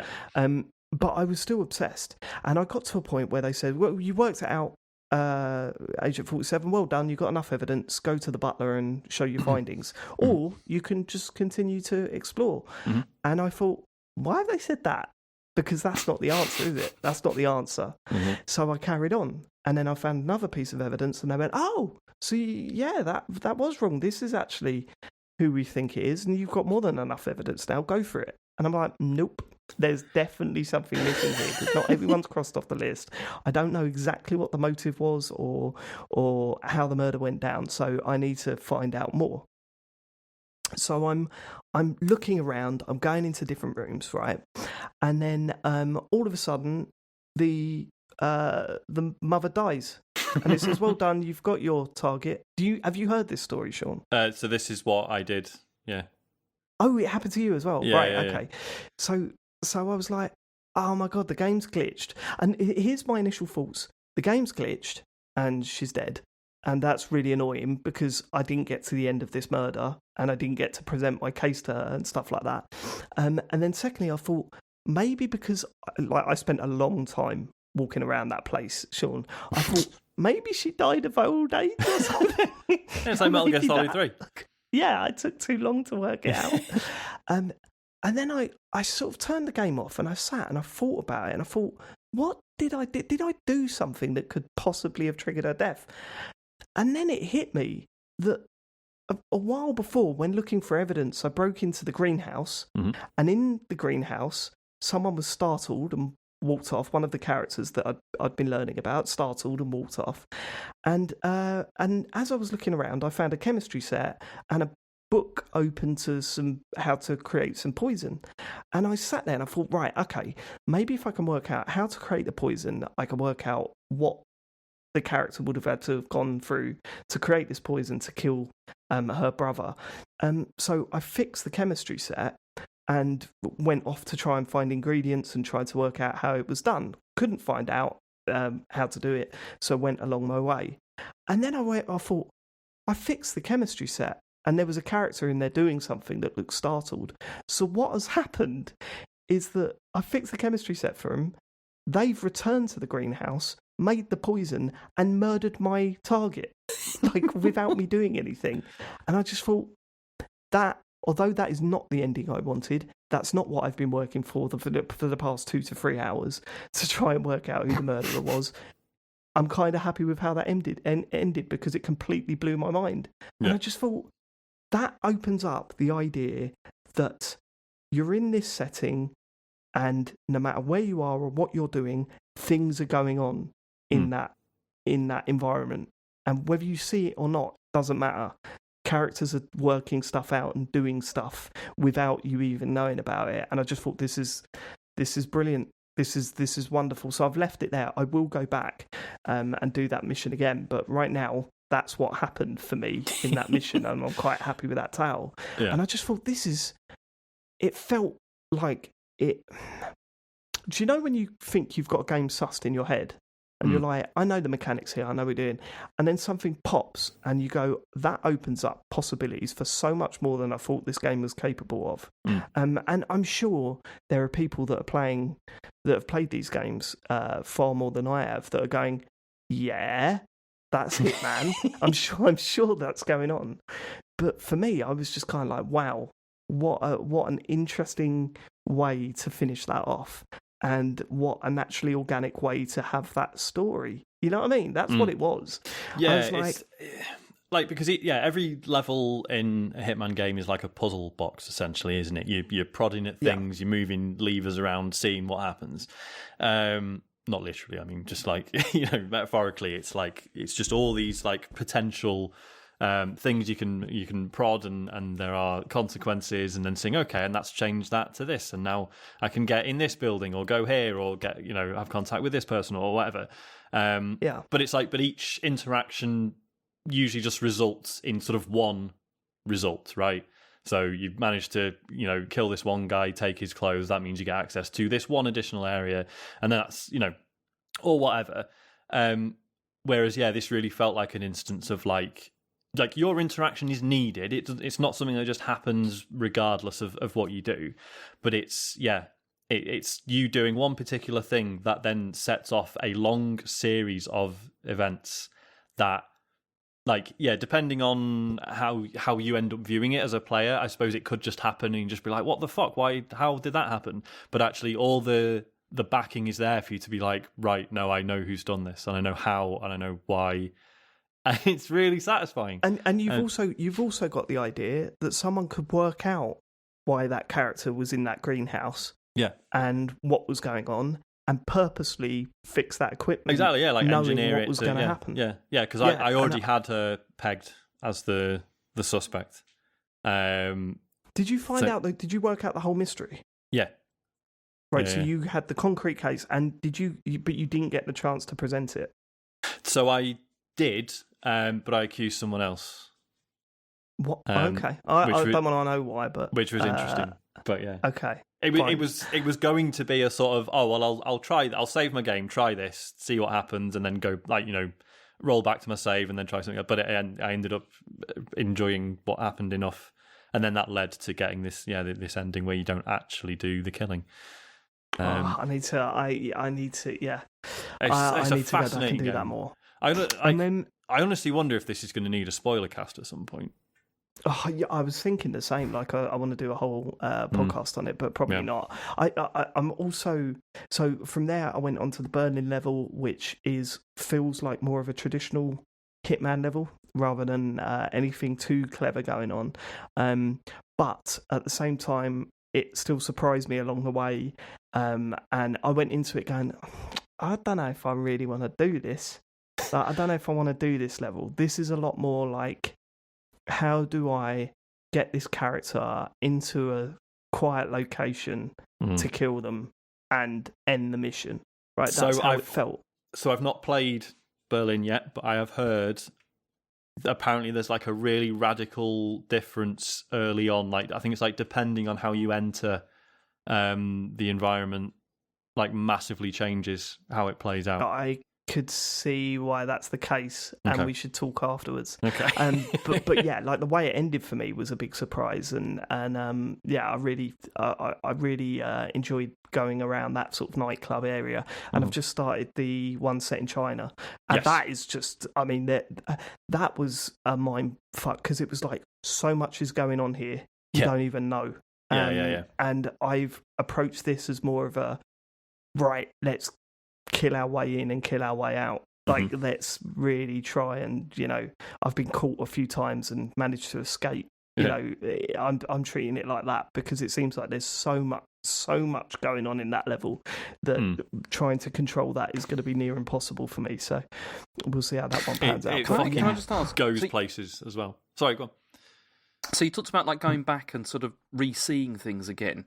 Yeah. This does feel like the kind of game where you can do that and it doesn't kind of ruin, like the fact that this is like your playthrough. If you do, you know Oh what I god, yeah, mean? no. So the whole point Yeah, is, yeah. so whenever you finish a mission, it comes up with this massive grid of like all the things you could have done, right? And there'll be like 50 odd of them, and you'll have done 5, right? Yeah. So it's like So Detroit Become Human, yes, but good. but good.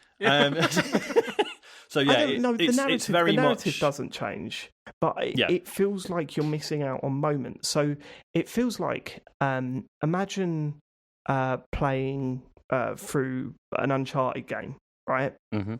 Stick with me, Sean. Imagine playing through an Uncharted game and you see all these brilliant set pieces, but at the end of it, it says you only saw like an eighth of the set pieces that are in this game. If you replay it, you can see more set pieces. That's what it feels like. So it doesn't feel like it's like, oh, this has changed moral choices, took me in this direction. But it's more that there's so much shit happening in a level that you've only seen a few of the bits that's going on. Yeah. You've only understood the mechanics and the characters and stuff So to such a small amount. So it's mostly mechanical though, like the stuff that you haven't seen, rather than like story based. No. It's story based within that level, right? Yeah. So there's stuff happening in that level that's a narrative contained within that environment. So it isn't like a story that drags on to mission, and it doesn't affect what happens later in the game. But there are bits and pieces going on within a level that you will only find if you're either following a particular if you're following a particular path, or if you've decided to explore that area and sit down and take in the information that's going on around you. You can find out a lot. You know what I mean? Like for example, there is no, that's not a great example. It's hard to explain, isn't it? Really, because it's not really like any other game that I've played. Do But you know what really makes does me feel like think of? Yeah, go on. I think this is like become a relatively common thing now, but I remember years ago hearing about it was like a live theatre thing in London where you just went into a building and like this theatre performance is just taking place in the building over 2 hours, but you're like there's no stage, yeah, right? I've been on a couple of those. Yeah. Okay, yeah. Yeah. And it kind of feels like that. And it's so you might play through it once and you'll perceive a series of events over the hour or two that you spend in the level. But then to go back and be like, right, well, I'm not going to go that way. I'm going to go here instead, or I'm going to try, sort of follow this character or do this. Yeah. And you end up just seeing another side of it. And it's so designed for you to do that. An example of that, the one that I went to, the most memorable one I went to was called the Office Party. When you walked in, they said, okay, you work for this department, you work for this department, blah, blah, blah, and they split you up into departments. And then we all went off into our department within this sort of office building, and it was the end of the workday, and your manager comes in and tells you, about the office party and everything. And what you didn't know is that some of the people in your department were actors as well. Right. So as you went to this office party, you were just drinking and chatting at the bar with your mates or whoever you went to, and then something might happen at the bar, but only you would pick up on that. And there's all sorts of other stories going on, and the speeches beforehand. Like, I think we found out eventually that a couple of the departments were someone just dropped out. No, it's Craig. Craig dropped out. Yeah. Craig has been a fucking nightmare, isn't he? I think Craig is not going to be a permanent member of the team going forward. So, yeah, like, you might have seen a fight at the bar that most of the party didn't even see, or an exchange between characters that most of the place didn't see. And then you start like following that story, and then it comes together at the end. And like, we later found out that a couple of the groups that were put in departments were being made redundant, so they got a very different speech to what we did at the start. So it kind of makes you think, I wonder how it would have been if I was standing there at that time rather than at the bar at that time. Like, what would I have heard and what would I have picked up? It's more like that. I think that's spot on. Yeah. It's exactly like that. So you can see why people replay these levels over and over again. Yeah. And I certainly can't wait to go back to Dartmoor, because that is going to be great. Because the other thing I was wondering, because I know that it hasn't got a lot of like levels. There's not like a lot of like areas. 6, isn't it? Yeah, but then I've heard that they're massive. Is that the case?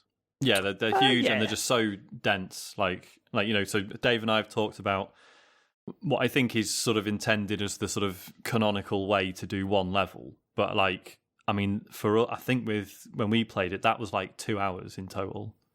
And again, we've only done a fraction of all the things you can do in that level. So we're looking forward to going back at some point.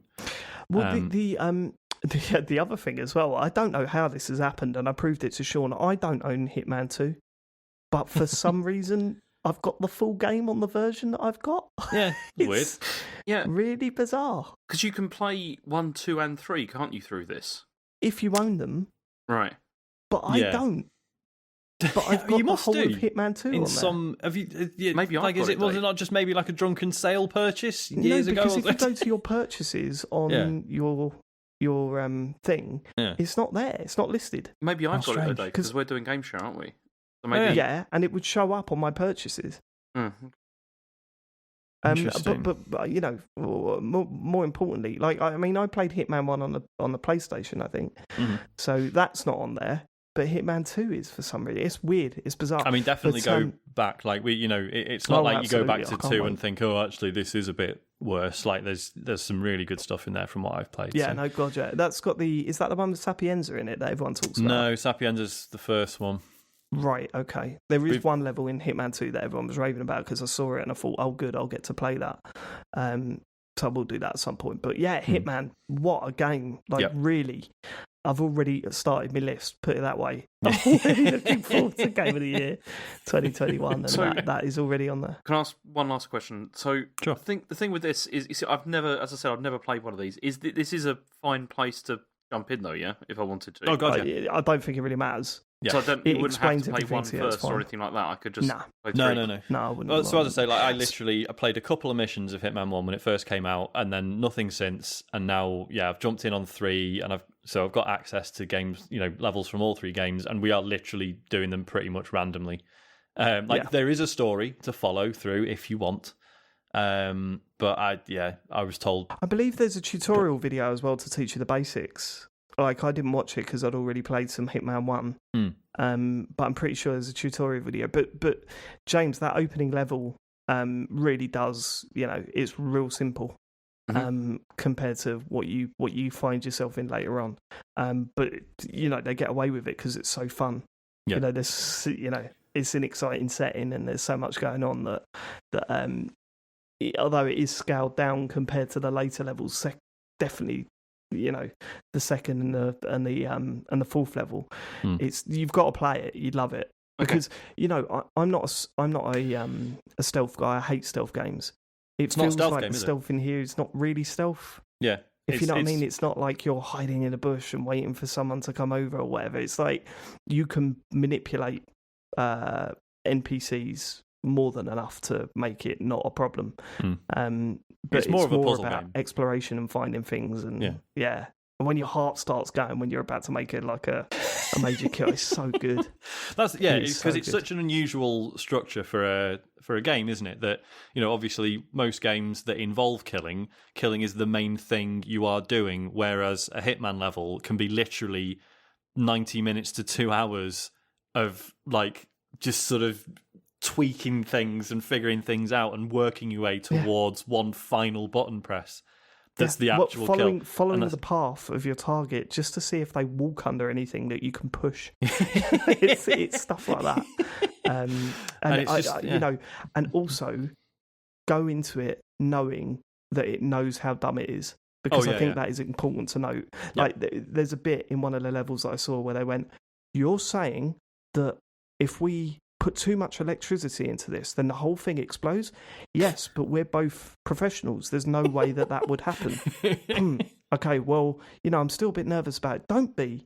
We've been trained in this. There's no way we would put too much electricity into this system. It's just saying, that is brilliant. That's exactly the sort of humour that this game has played. Because obviously, we now know that IO Interactive are doing a James Bond game. 47, the guy you play as, the Hitman, when he is impersonating someone else and he's talking to characters, as someone else, and he's just constantly dropping like shit puns, like alluding to the fact that he's a fucking assassin, but without giving it away. Obviously, we the player know what he's doing, and it's like it's just like God, their James Bond game's going to be amazing. Yeah, it is. It really is. I can't wait to see what they come up with, but Hitman continues to be brilliant. I have played another game this week, though. Dave, you should absolutely watch Knives Out, by the way. It's an amazing movie. Oh, yeah, it's a film? Yeah, it's a film. So good. Daniel Craig's in it. It's basically a murder mystery. It's like a Cluedo, the movie. It's absolutely fantastic. It's directed by Ryan Johnson as well. Yeah. Ryan Johnson. Of the good Star Wars film fame. Jamie Lee Curtis in it. Okay, Daniel Craig. I'll give it a go because we've been watching films recently. It's on Prime, isn't it? It's my choice next time because Joe made me watch a film called Blended the other day, and that was as if someone said, "Does this work? This scene doesn't matter. Let's move on." But I think she owes me one on that one. Right. The other game I've been playing is a game that I think when it was announced, I was very cynical about and got shot down. Balan Wonderworld, it's called, the new creation from Yuji Naka and the guy that did the music to Dreams, Nights into Dreams. Has anyone else played this? When I saw that you had, I quickly downloaded the demo and played it before we started recording. Okay. Do you also agree that it's possibly one of the worst things that you've ever played in years? It's like reminded me that, do you know what? Even most of the games I would consider bad over the last few years, like they were fine. We've had it good.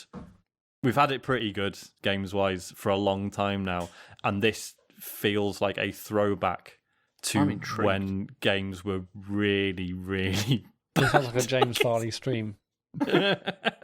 I genuinely believe, right, two things. The first, no one should ever get nostalgic for Sega ever again. They just shouldn't.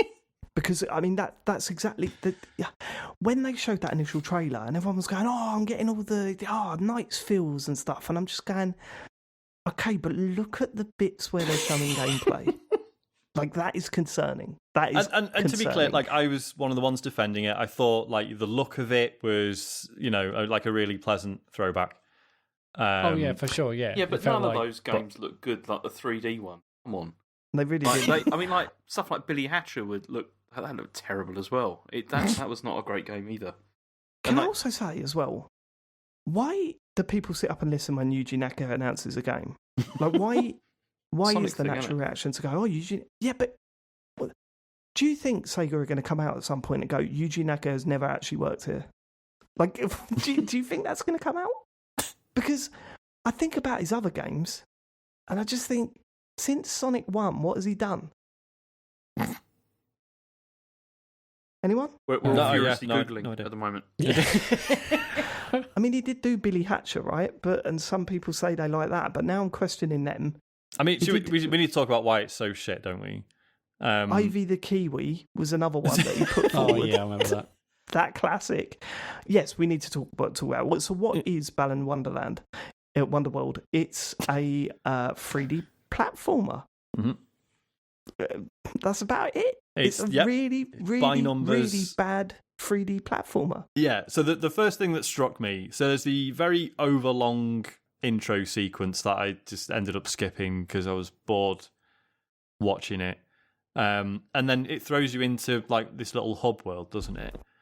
And immediately, like pushing the stick to move the character. Forward. Yeah, you go, oh my God. What the fuck?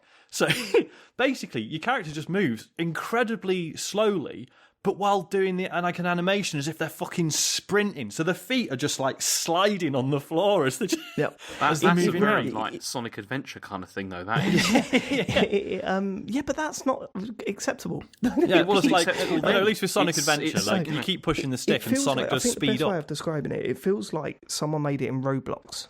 Yeah. You know what I mean? Yeah. It was like a user created thing. Yeah. And they went, this will do. Fuck it. It moves. That'll do. Go on. And then so you just like you're in this sort of hilly, verdant hub area, and you kind of like, I can't believe how little fun it is to run and jump around this. This is atrocious. And then you get into a level. Did you find it weird that every button is a jump button? Yes. Like What's that about? So A, B, X, and Y, and Triggers. both shoulder buttons are the jump button. Yeah. It's bizarre. I mean, I suppose from an accessibility point of view, fine. But every button, Sean. Every button. So yeah, and then you go into the first level, and it's like, what is going on in it? There's like a farmer guy hanging around. That's weird, isn't it? Yeah, so there's this farmer guy dancing. Yeah, and if you get within 3 meters of him, he disappears. He just goes. Yeah, as if they went, this model is so bad. Yeah, and then we don't want them to get too close to it. And then you get like is it a costume or is it I can't remember, but you can become a character that is definitely not the Tasmanian Devil, isn't he? He's just called like Whirlwind Wolf or something. I don't know. And you sort of go and you get the costume or the character, whatever it is, and you kind of go like, oh, okay, so this is where it turns out that like the normal human guy controls like shit, but then you get all these other abilities, and suddenly no, it's the exact same controls. It's just that when you jump, he spins and does a little tornado and can damage enemies and blocks. Can I ask a question? Well, this is the character design. Hold on. No, go on. I was going to say, is the character design on these? Is it as good as Big the Cat from Sonic Adventure? It's absolutely shocking. Yeah, it's absolutely shocking.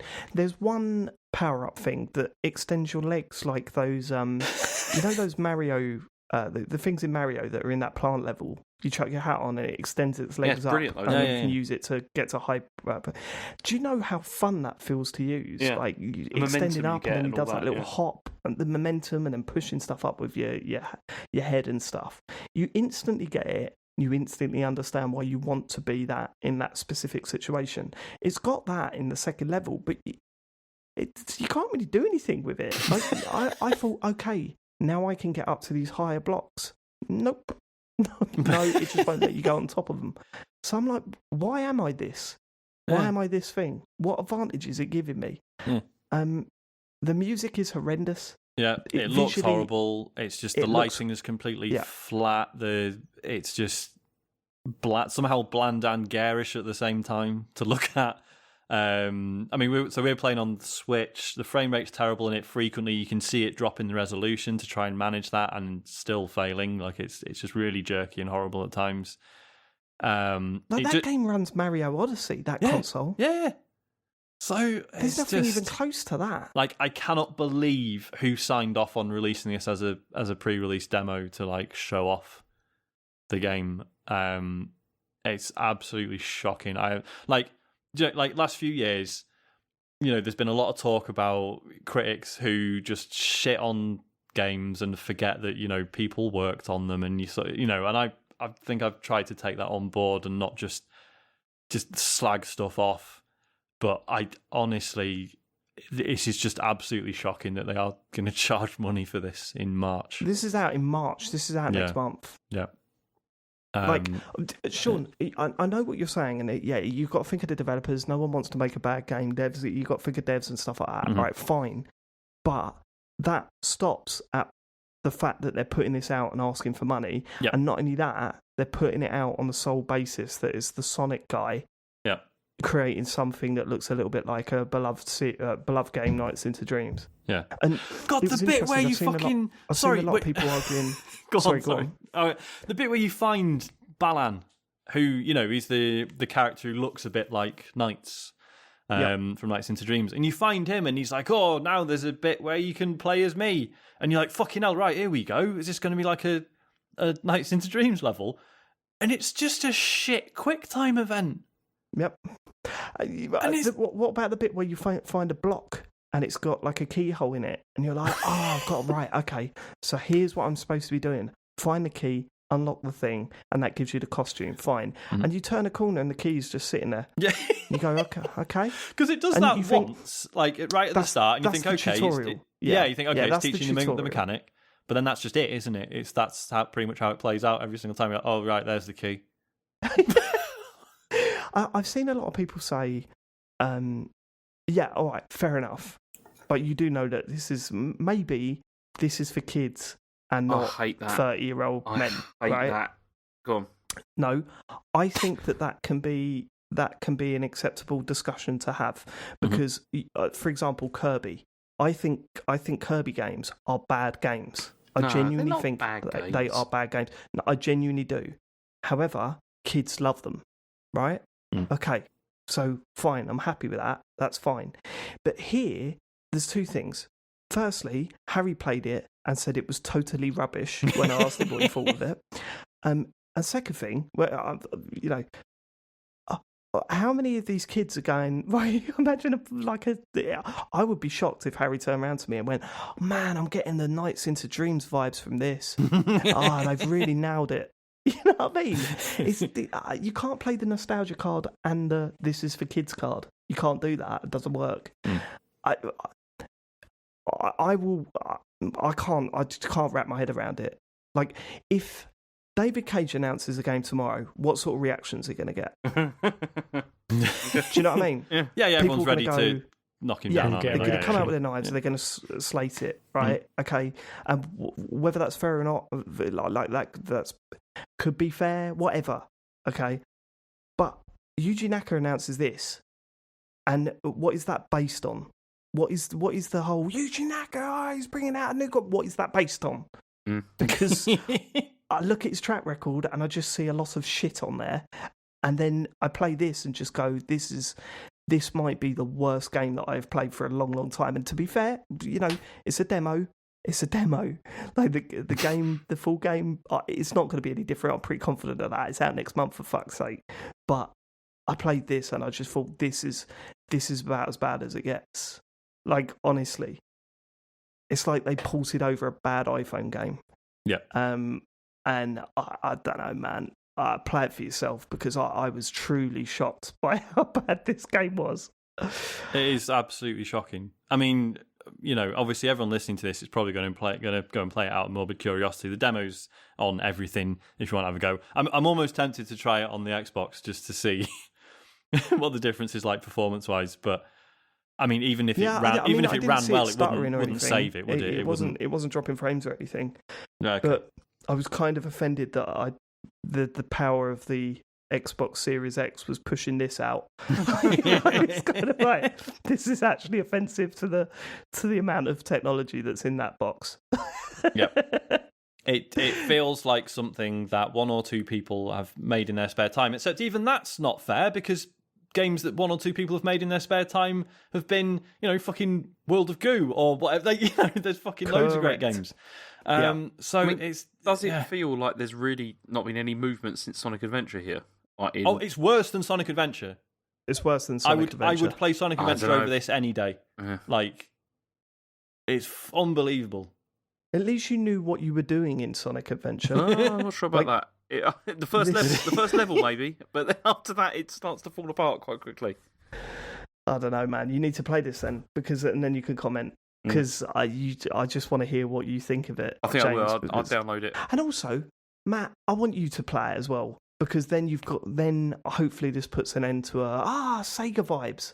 That phrase. I never want to hear that phrase again. I never want to hear Sega vibes again. Well, but this game doesn't affect the fun times I had when I was younger. It actually might. It doesn't affect mine either. That's how bad it affects the nostalgia. No, it doesn't. It affects the excitement for harking back to that nostalgia. Like, the nostalgia was still there. Yeah, but the nostalgia's for the 16-bit era, not for this. Like, this is going back to, like, Saturn and Dreamcast and all that kind of era. No, because I still legitimately love Nights into Dreams. Like, I don't know if I'd play it now, I'd still be in love with it, but I still look back on that game very fondly, and that's not... I don't allow myself to let this destroy the feelings that I had about that game.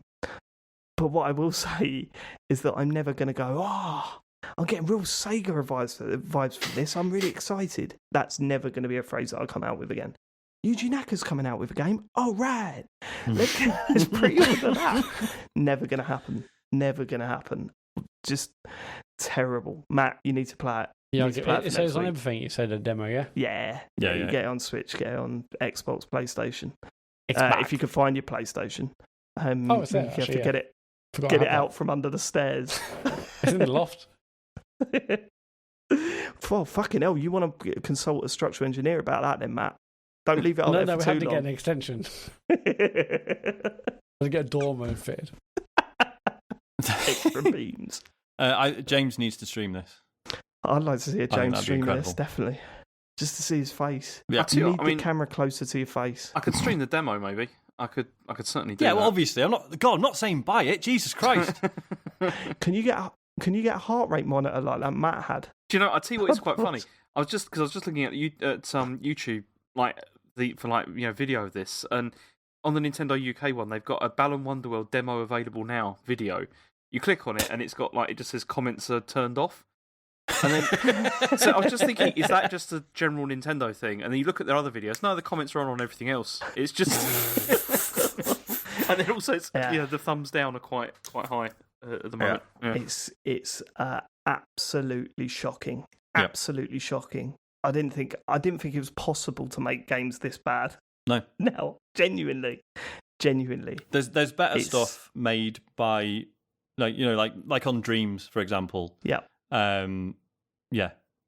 Absolutely, there's way better stuff just on there, which again, people, not only have people made probably on their own in their spare time, but just on a game built to make games in. It's I cannot believe how bad this is. Do you know what kills me as well? Yeah.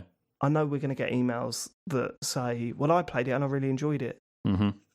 Please don't email him with that. Because it's just going to make me block your email. I think I can't have someone come at me and say it's actually a really good game. I might download this and just stream it sometime this week. Just just a one-off. Where'd you get that idea? Where'd you get that idea from? Well, just from what you were just saying. It's might do that. Well, when we were saying you should stream it. Yeah, and so I'm saying I might do that. What's wrong with that? Okay, cool. It's just the way you said it, like it was your idea. That was a bit weird. yeah, I would love to see that, James. You need to play this game. Yeah, maybe I'll do that. And so do you, Matt, because it might put an end to it. I think it might put an end to it. Yeah, but the way Matt's feeling at the moment, it might just stop him playing games forever. Oh, well, This is yeah, it. I mean, it might put an end to everything. he's practically stopped playing games forever anyway, Sean. That's true. So, you know. So that's Balan Wonderworld. Fucking Available. hell. The demo's available now. Go and play that. Check it out. if you hate yourself. Sean, have you got Hello, any I've other got games to talk about? I've got one more. It's Sea of Thieves. Is it Sea of Thieves? Oh, Yes. Great. Okay.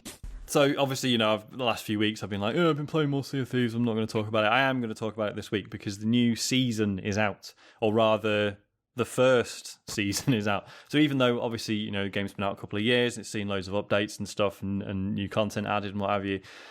This is them now fully switching to a season model, a la Fortnite or Destiny 2 or whatever, which is interesting because obviously they're trying to address structural issues with it. They're trying to, like people like me who've started relatively recently, trying to keep us, involved.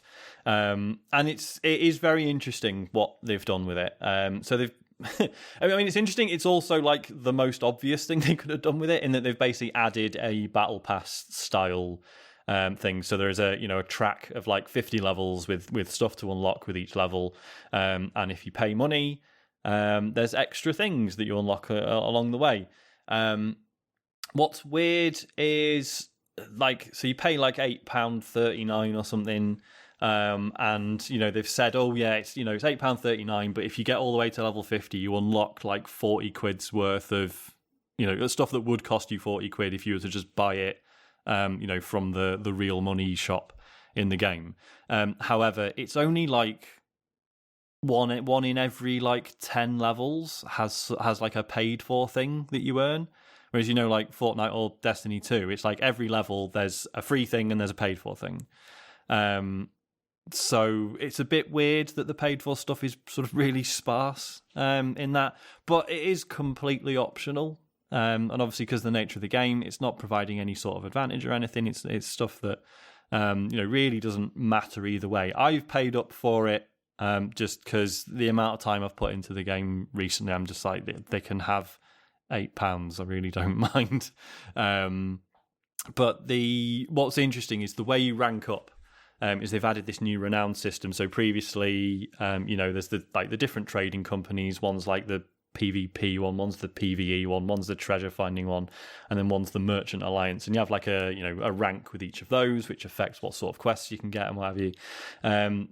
So that's still there, but they've added this additional renown system where there's just now like pages and pages and pages of these like random little challenges or like little objectives you can tick off. And this is to address the fact that, like I've moaned before about how you can have like a pretty good session and then some dickheads, like, other players will show up and blow your ship up and you didn't get to cash in any of the treasure you found or whatever. So it's, even if you've enjoyed yourself, in terms of rewards, you've wasted an evening, right? So in trying to address that, the idea is like all these objectives, like the vast majority of them are just things that you will do anyway. So there'll be things like sail for 10 nautical miles, which is nothing, or land on an island for the first time, or catch a chicken or whatever, stuff that you'll just do anyway. So it's kind of like pretty much every session you're going to end up, whether you're aiming to do it or not, you're going to end up doing like ticking some of these objectives off, and you're going to rank up your renown. You're going to unlock stuff. So it's to try and address that thing of like, look, even if you stuff though, that's what I'll never understand with Sea of Thieves. What? Like, it's, as you said, it's stuff that doesn't really affect it. It's not like, it's all cosmetic cosmetics stuff that doesn't matter, which is fine, which I understand because that's how they do it in Rocket League. Mm-hmm. But, like, the stuff, and admittedly I did it very early on, the stuff that I saw when I was playing it was very, like, basic. It's a different colour hat. Oh, no, there's tons of different cool stuff to unlock now. Like what? Oh no, it's still all cosmetic stuff. It's just that the design work that's gone into them is really cool. Like that, like I've got my eye on like certain outfits I want or certain like customizations for my ship or whatever that I'm like working towards. Okay. So, but I mean, yeah, but it's still that sort of uneasy thing of like that stuff is cool, but it's not really the point because it's just fundamentally enjoyable anyway to play. So I'm now at the point where I don't actually really mind if I lose everything that I've got in a session. Like it's sort of, it's cool to unlock stuff, but it's not the main reason to play it anymore. So that new system is interesting. As I say, the paid for stuff is a bit sparse for my liking. I wouldn't blame anyone who carries on playing and just doesn't really bother, like, doing the paid battle pass, whatever it is they've called it. I think it's like plunder pass or something. So that's fine. But they've also added... So the Merchant Alliance is one of these factions, one of these trading companies you can do missions for. And they are, like, or until now, have been far and away the least popular because they're just quite boring, right? Because whereas the others are like, hey, you're hunting skeletons or you're going looking for treasure or, finding like a hidden vault with treasure in it or whatever. The Merchant Alliance is like, deliver some crates of plants or some bottles of rum to another island, and that's kind of been it. They're really dull.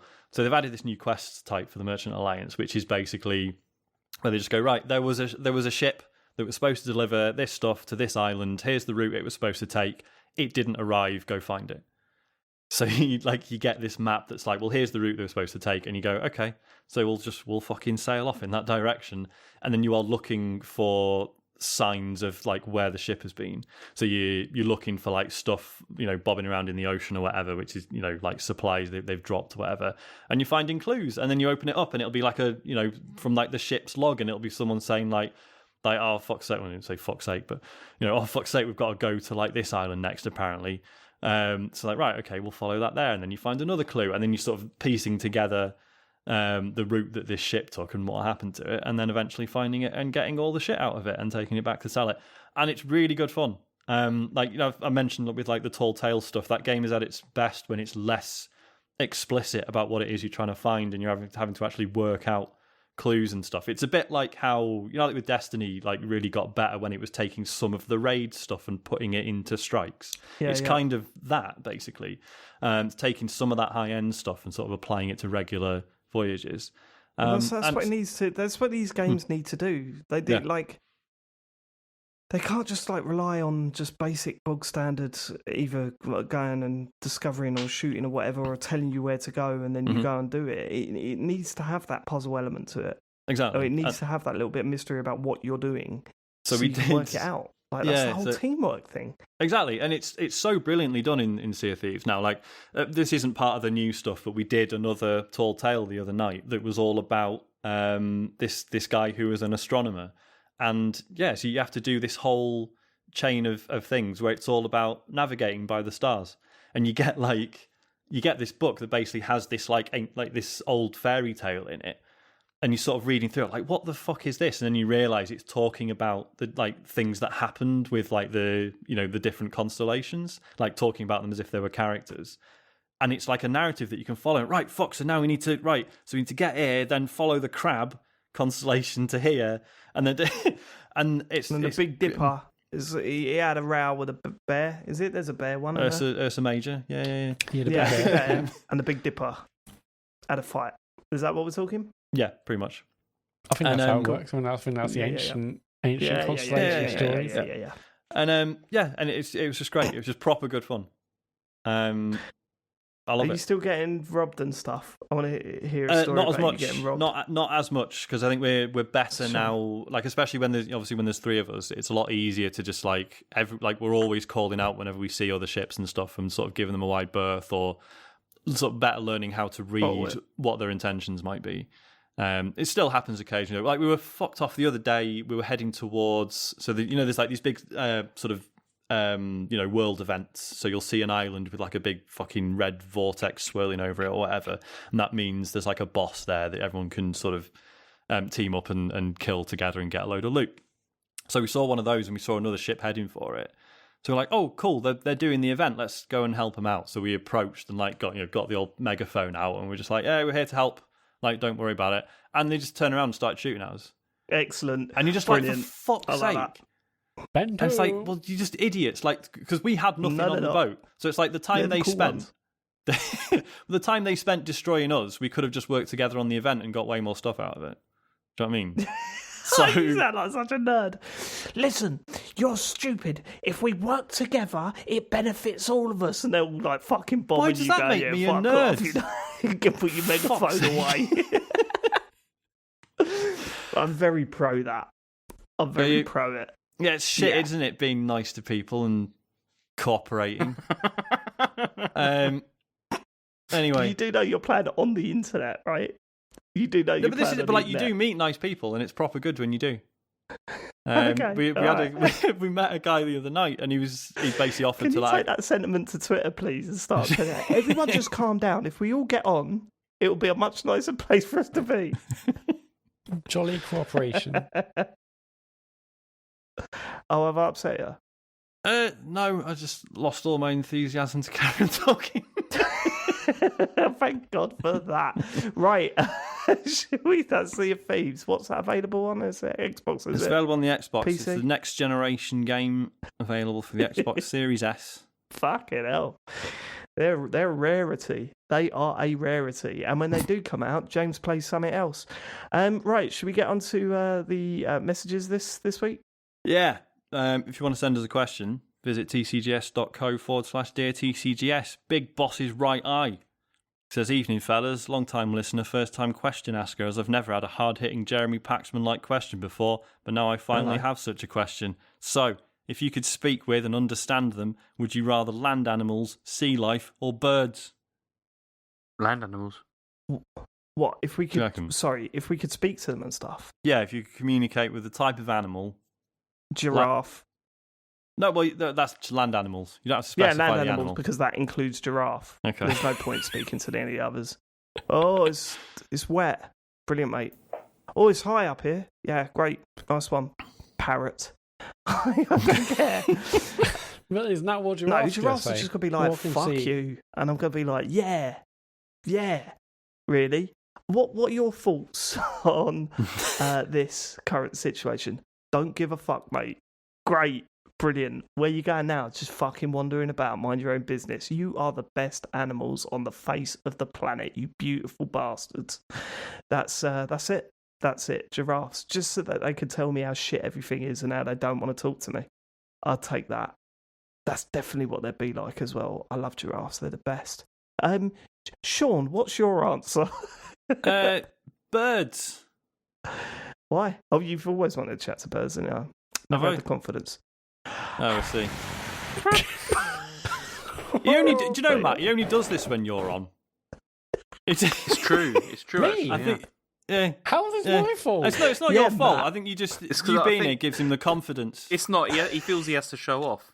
Is what it is. All that, yeah. No, Yeah. it's just I know I'll get a laugh Yeah. out of that. You two will be like, ooh, He does it for my ooh, approval. that's beneath me, that sort of gag. And then the mics go off and you're worse. I'm joking. So birds, what would you ask them, Sean? What's it like flying? The cars. What's it like alright, I guess. swooping in, stealing some fucker's chips? I bet that's great. Actually, yeah, seagulls are bastards as well, isn't it? They'd have some Yeah. stories. Yeah. Pigeons. They'd have some stories. Yeah. Pigeons. How Yep. many necks have you broken, Mr. Swan? Yeah. Arms, Here's isn't a it? question. Alligator. What do we do? Oh, shit. Penguin. Penguin? Oh, fuck. Yeah, technically, yeah, they're land animals, aren't they? They're not sea... Well, does sea life... No, I because sea think life can scientifically include... they're birds, right? Oh, fuck. Yeah, but they can't fly. Oh, my God. Yeah, so Oh, God. that would be in the what are we gonna bird do? category. God, What are we Jesus gonna Christ. So who cares? Jesus Can we- Christ. Who cares? James Farley, what is he? Is he a land animal? Is he a bird? Is he a... Sea What life. is he? I think I've Farley's a not sea worked life it guy. out. I think Farley's a sea life guy for sure. I can see James So many just questions. hanging out James, with like a manatee. what's your or something. answer? I would have said land animals, but I'm going to go for sea life. I'm going to go for an octopus. Why? Yes, what mate. would you ask an octopus? Do you think you could fight a shark?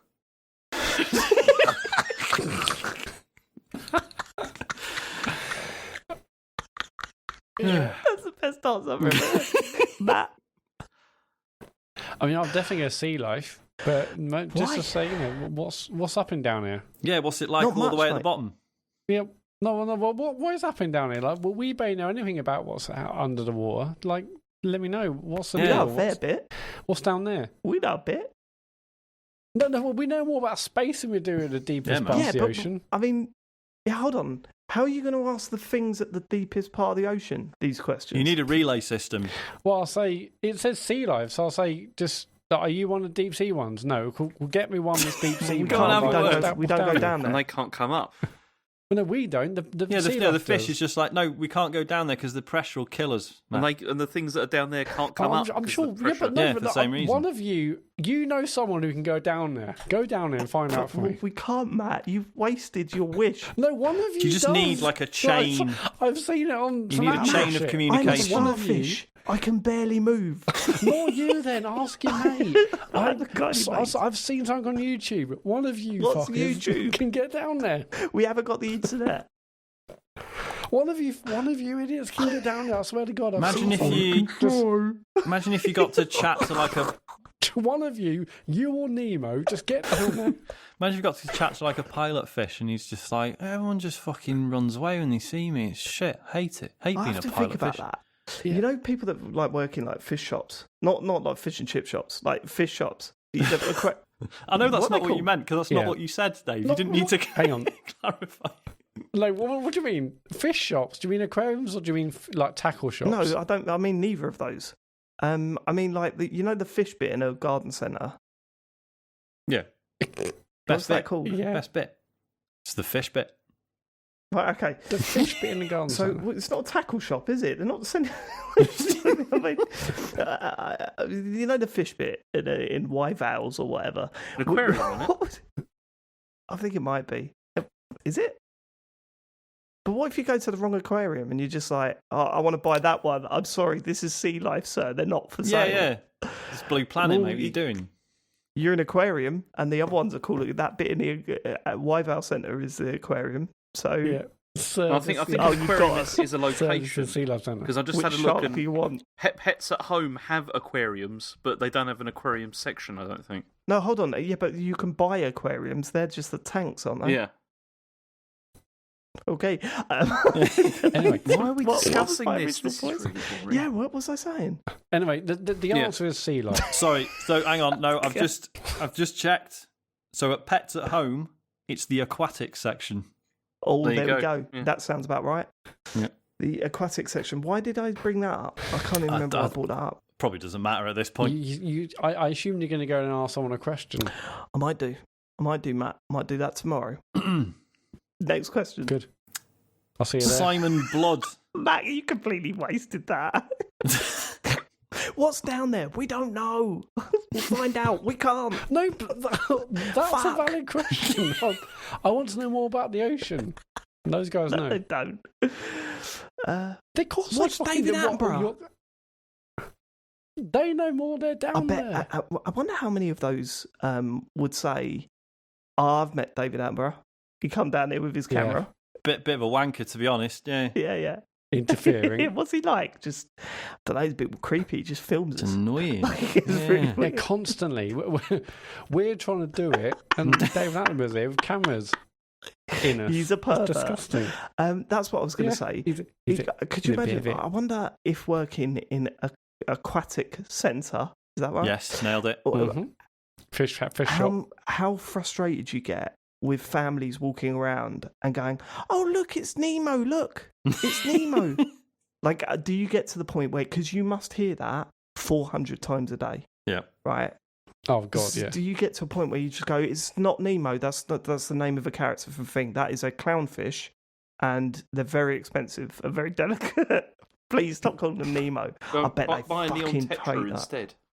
If I need Tetra, 50% of them will die. But, Do you think they sort of, to not upset the kids and meet them halfway? They're like, look, Finding Nemo is a documentary, but that's about a specific clownfish, not this one in Yeah. this time. This one isn't Not this Nemo. one. He is real, What are you but this gonna isn't call him. it? Oh, Nemo? Yeah. Okay. Just get out of my shop. Yeah, if I owned an aquatic section of a shop, Yeah. I would also have a sign saying no dads are allowed to say, "Oh look, we found him." I did that. Oh no! Yeah, I bet you Of fucking course I did. did. Oh god. Okay. All right. Go on. Simon Blood says, "Hi chaps.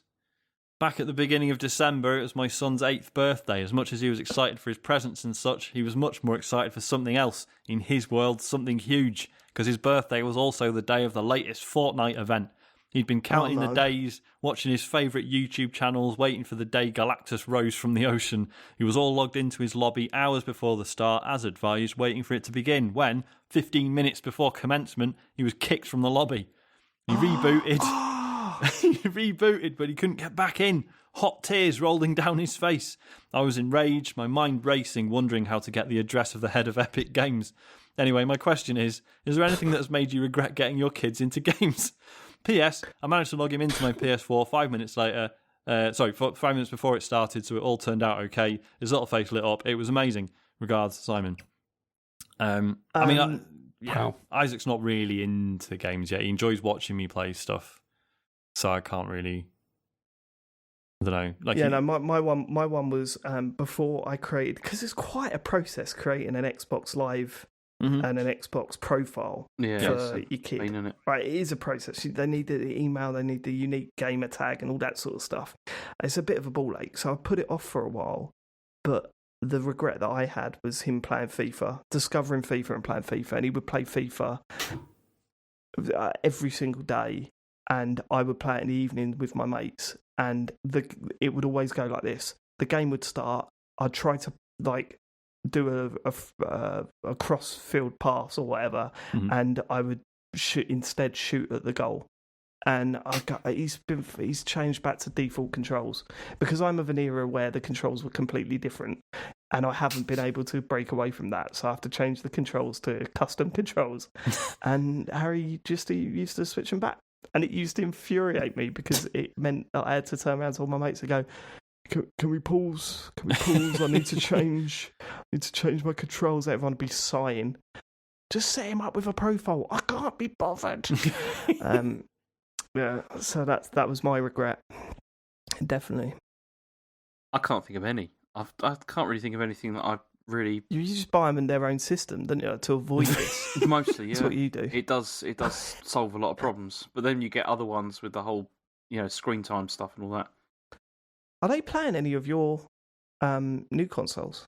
Yeah, Ash is playing Spider-Man actually at the moment because and he's loving that. We're playing it together really because there's some bits they're a bit difficult and stuff, but he's enjoying he's that. a bit Holworth.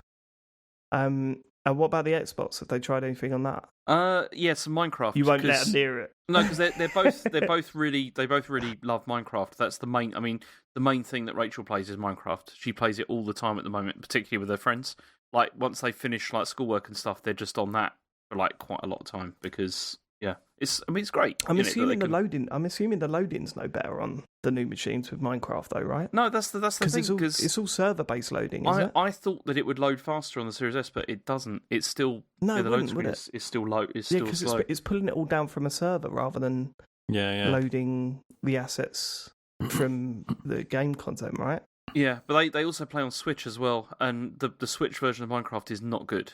There's a lot of problems with it. And it's it still works, as in you have a Microsoft account that you sign in with, but it has this really annoying tendency to just log you out all the time, from your Microsoft account thing, and then you have to go through the whole rigmarole of I've got to sign in and all that kind of thing, and it's a big pain. But they sometimes play that on Xbox as well, because obviously the profile carries over and stuff. But actually, talking about this stuff, I'm going to just put this is the most self-absorbed thing that I've ever done on this podcast, but I need to know the answer. If anyone knows the answer to this, please let me know.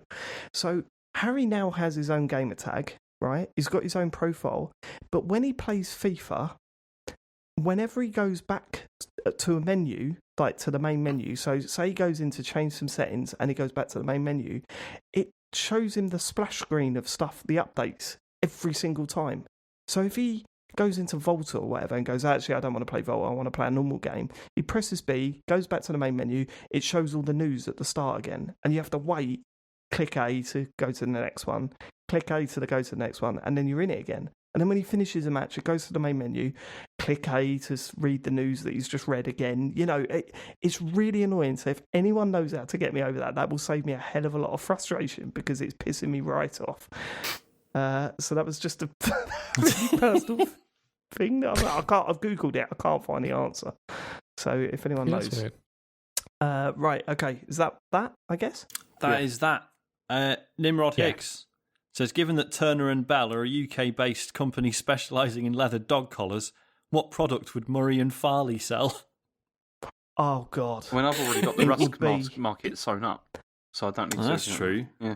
I've got a feeling it would be like a really shit, pointless bit of tech. Do you know what I mean? Like something... I don't know. Yeah, that sounds great. Like an iPhone case.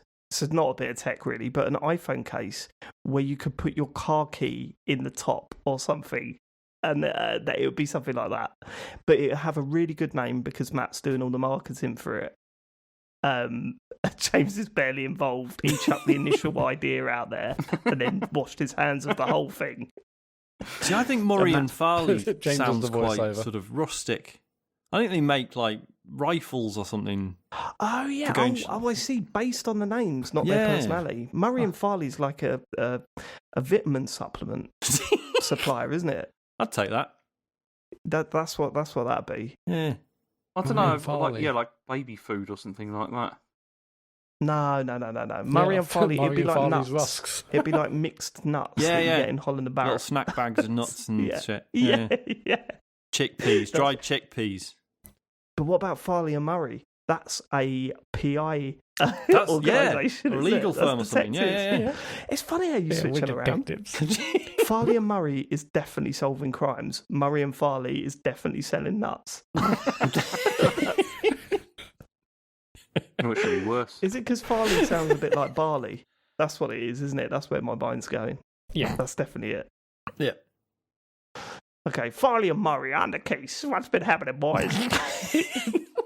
If you look, actually, the glass is on the inside, which means that the window's been broken from outside. Goodbye. Case Just a little closed. bit of knowledge there, yeah? A little bit of detective. That's why we think differently to you people. If you look here, the blood is actually dripped down the wall from this position, so they were already dead when they were shot. Anyway, let's Anyway, move on. Farley, get your coat. We've cracked it. I haven't taken it off. Right, go on. Let's go. Let's move on. Right, last one. Maria Mendieta says, Dear TCGS collision detectors, you often mention that your partners are not into video games. What would your gaming lives or schedules be like if they became bigger gamers than yourselves? I can just picture James's wife playing shooty bang games on the new Apple VR headset while he shadows her with his Labo VR kit. It'd be awful. I've thought about this a lot. It'd be awful. I've thought about this a lot. Whether it would be a good thing for Joe to be into games or not. Because on one hand, it'd be wicked to just play games with Joe. Like, just to have like a couch co-op partner just there. Yeah. And play games and stuff. That'd be great. But at the same time, if she's like on an Xbox or whatever, or she's playing a game that I was really excited for and she's further into the game and then I catch glimpses of it, I'll be furious. Yeah. Something story-based, you're fucked, aren't you? Yeah. Or when it gets to 10 o'clock, and you're like, oh, brilliant. Oh, no, I can't because the TV's being used. Well, you would presumably just have another TV, wouldn't you? And then you choose hook up Or on a Xbox Switch. Live. I guess you'd be, I've seen that, and I'm like, well, Do you remember when we did that, James? couples When were you just come like- down to mine and we were like, let's play some Xbox Live games, and we put two TVs next to each other. And just, Oh, I have done that. It's sat great. next to each It was other. proper good. What was that? That was Bulletstorm, I think. We played that, and we also played Dead or Alive that way as well, for some reason. I don't know why. Which is no, we were playing two different Well, I think we know versions why. of Dead or Alive That at the was same it, yeah. time. Yeah. Noting differences. No need for that. Yeah. Yep. Absolutely no need to do that. I mean, because when Nu has had phases of getting into stuff in the past, so like she went in hard on Stardew Valley, and for some reason, what was the one in Tokyo with the animals? What was it called? Can't remember. It's on the PS3. Tokyo Jungle? Yes, Tokyo Jungle. Yeah. She fucking loved that for some reason. Don't know why that was like. Yeah, I don't know. So there's just been certain games that she's absolutely loved, and then just not really bothered outside of that. I mean, she's not like anti them or anything. She just doesn't have the time or the energy. So I think the main change would be that she would probably have a very different job that doesn't leave her absolutely exhausted most evenings. But yeah, like I say, it would be cool to like have someone to play like local stuff with. Oh god, when it has happened, it's been brilliant. Like when she's been playing Mario Kart with Harry as well. You know, when we play 3-player Mario Kart, that's fantastic. She really got into Zookeeper back in the day. Oh yeah, and we used to play that against each other all the time, and that was really good fun. So yeah, when it has happened, it's been fantastic. So nothing indicates that it would be horrible if she was properly into games. Yeah. But it's been strange as well because like she's like obviously, you know, like most people, not able to see any of her friends at the moment. And obviously like for me, like obviously doing the show and like, you know, Sea of Thieves and stuff has been like a massive lifeline. And like the other week she mentioned that like her best mate has like admitted that she's just out of sheer fucking boredom, she bought herself a PS4 and she's like getting well into Uncharted and stuff, and she's like never played games before. And I just said to Nu, like, look, if you wanted to play stuff with her online, like, we can facilitate that. It's really not a problem. But she's, I don't know, yeah, she's like, nah, I don't know, don't fancy it. What about that? What about those moments, right, when you're playing an online game and then one of your close friends comes online and sends you a party invite, and you're like, I don't want to leave this game to go and play that other game. Like, and I know you don't like this game, and this is really awkward now because I don't want to leave this party to go into your party to say I don't want to play that. I'm playing this one, and then jump back into. But imagine it's your wife. That makes it even worse, right? Or flip it around, and she's set herself to appear offline. Like, I'm sure Joe's playing it, and then you go in there and like she's in a party chat with all your mates. And you're like, hold on. No, I'm not. I'm in the menus. Okay, then you can hear them all laughing through the headset. We're cracking up over here. Everyone said they were busy tonight. But everyone's offline, Joe. How are you? Oh. Who else is it? Oh, they're in the. You're all playing together. Is that my character? Is that my save? It can be really obvious in on Xbox as well, because if someone's appearing offline and they're in a party, right, and you go and one of your friends isn't offline, you go and see who's in the party. Like it tells you who's in the Xbox party before you join, and anyone that's appearing along offline comes up anonymous. And you're going, right, okay, I get it. I'm not welcome at the moment. That's fine. The one person that hasn't got theirs to set offline, right, is clearly getting bollocks at the moment because it's come up. Drunken Elmo's online. You're all offline, right? Yeah. Oh, I'm not. Oh, shit. Oh, no, you can't do it now because they'll know. I had a feeling that happened last night. I'm paranoid about it. Right, I was going to say, I mean, that was funny, but also feel a bit sad for you, Dave, that your own friends hate you. I'm all right. I mean, you can't blame them. Like, it's one of those situations where don't feel sorry for me. I deserve it. All right. Like, it's sometimes, I genuinely now, I think I'm at the age where if I found out that everyone was like hated playing FIFA with me or Rocket League with me or whatever, and they were actively setting themselves offline to not play with me, I'd go, yeah, I get it. That's fine. Just let me know if you want to play something else. Like, it just doesn't bother me anymore. It's just fully understandable, Sean, is what I'm saying. No. Oh, God. We had that awkward situation the other night, didn't we? Oh, you invited me to play Rocket League? Yeah, I was meant to invite John, but I accidentally invited you to Rocket League, and I thought... Imagine if I'd been like, oh, okay, well, I was going to join you. All Well, right. I just wanted to slice through the bullshit because we haven't spoken about this since I sent you that text, right? Yeah. But I just wanted to slice through the bullshit because I didn't want you to think, oh, Dave's invited me to play Rocket. Oh, I should probably. I assumed it was a Rocket mistake. League, Don't worry. Yeah, so I just sent him a text saying that invite weren't for you. Don't worry about it. It's like, all right, that seems a bit cold or whatever. I think I'm sure you'll be all right with that. Like if I'd just been playing like some single player thing and he invited me, I might have thought like, oh shit, is this real? But because I was playing Sea of Thieves, I thought, well, you wouldn't just think, oh yeah, he'll bin that off to come and play Rocket League that he hasn't played in 2 years. That'd be. Yeah, well, we both read the situation well. That's good. That's good. Yep. That's good. It's like, you know, Right. like whenever you ever get like a group voice call on WhatsApp and you're just like, I'm not answering that because that's definitely a mistake. No one ever does that on purpose. Yeah. We've had a couple of those, haven't we, recently, where they keep happening, and it's like, it's definitely a mistake. No one's going to do that. And it What do you gets mean? and for a while people be like, oh sorry, I didn't mean to do that, and now no one even says anything now. Yeah. What's the point? What, Everyone knows. What do you Yeah, 'cause mean? everyone What do you assumes. mean? We've had a couple of those. We had I've a not. couple of those in the TCGS group because Matt started them by accident. Are you sure? Yes, Are absolutely. you sure this isn't an alternative group that I was doesn't gonna involve say- me? Oh, Because yeah, I haven't that's had our one of secret these. group. I also James. haven't witnessed Matt doing this, so Oh dear. I'm sure you. I don't know, James, I did Awkward. accidentally ring you the other day. You did, yeah, that's true. But that was a... I'm sure you've done that Anyway. recently in our TCGS group. I can't even speak. In our No, no. TCGS, just group. It's time to end the show, What's 11? Yeah. isn't it? It's time to end the show. Matt, do you want to do the socials? Although, Yeah, well, actually, I'm going to have to say, first of all, James, you absolutely nailed the socials last week. I'm thinking now I don't need to do this. I think you should just No. do it.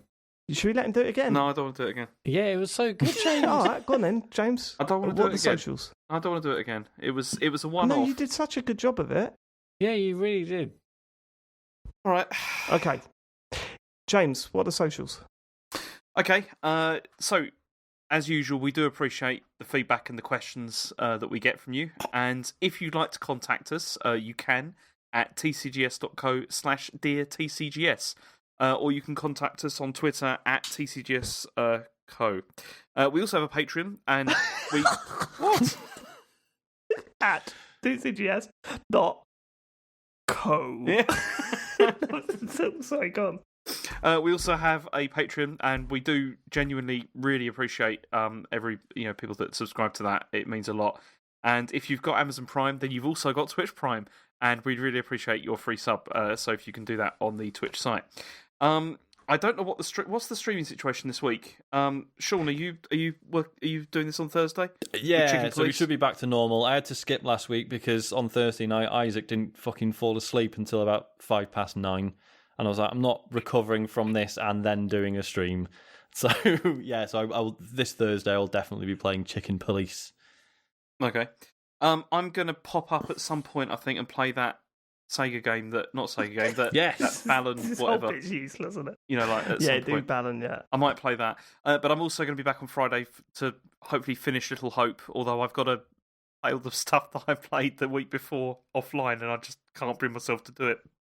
But it will happen. I'll be back on Friday for that at 9:00. But that'll be on YouTube. Dave, are you going to be fishing again? I might do. It was really good on Sunday night. We had a right old laugh. But someone come in that knows the game. They didn't know us. They knew the game. And they said, I've got a few tips for you. And they said, do you know that you can set 3 rods down and fish like that? I was like, right, we're doing that. So we did that. I caught 6 or 7 fish. I think it was 6, actually, which was a new record. And but then the person took it a little bit too far. And they said, give me your gamer tag. I'll jump into an Xbox Live party with you. And then I can explain a few of the things. And I just thought... I was really bad, actually, because I just went, no, we're not doing that. Right. And they soon left. I can't be. But yeah, I might do some more fishing. I really enjoyed it Sunday night. It was really good. Cool. So you might be back on Sunday, and for everything else, Probably. please maybe. visit our website at tcgs.co. Didn't go smoothly this time, but Come but on, it's that was still there. pretty Still good. There was a couple of Yeah, there it was was a couple of Until curveballs you went and stuff. tcgs.co.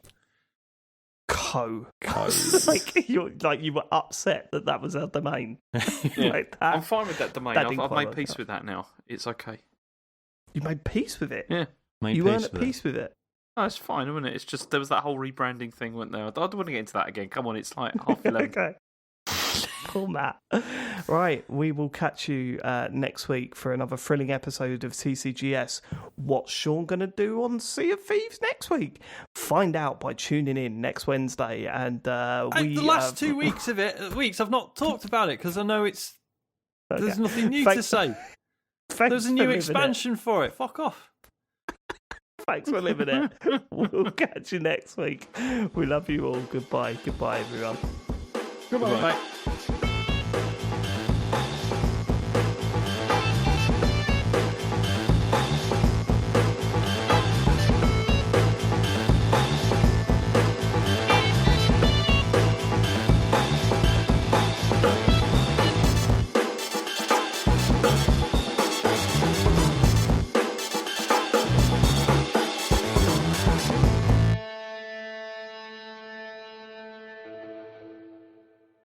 How's your Willie, James? There was a bit of weirdness because I tried to do it too quickly. I was actually frantically trying to get tissues to tidy it up.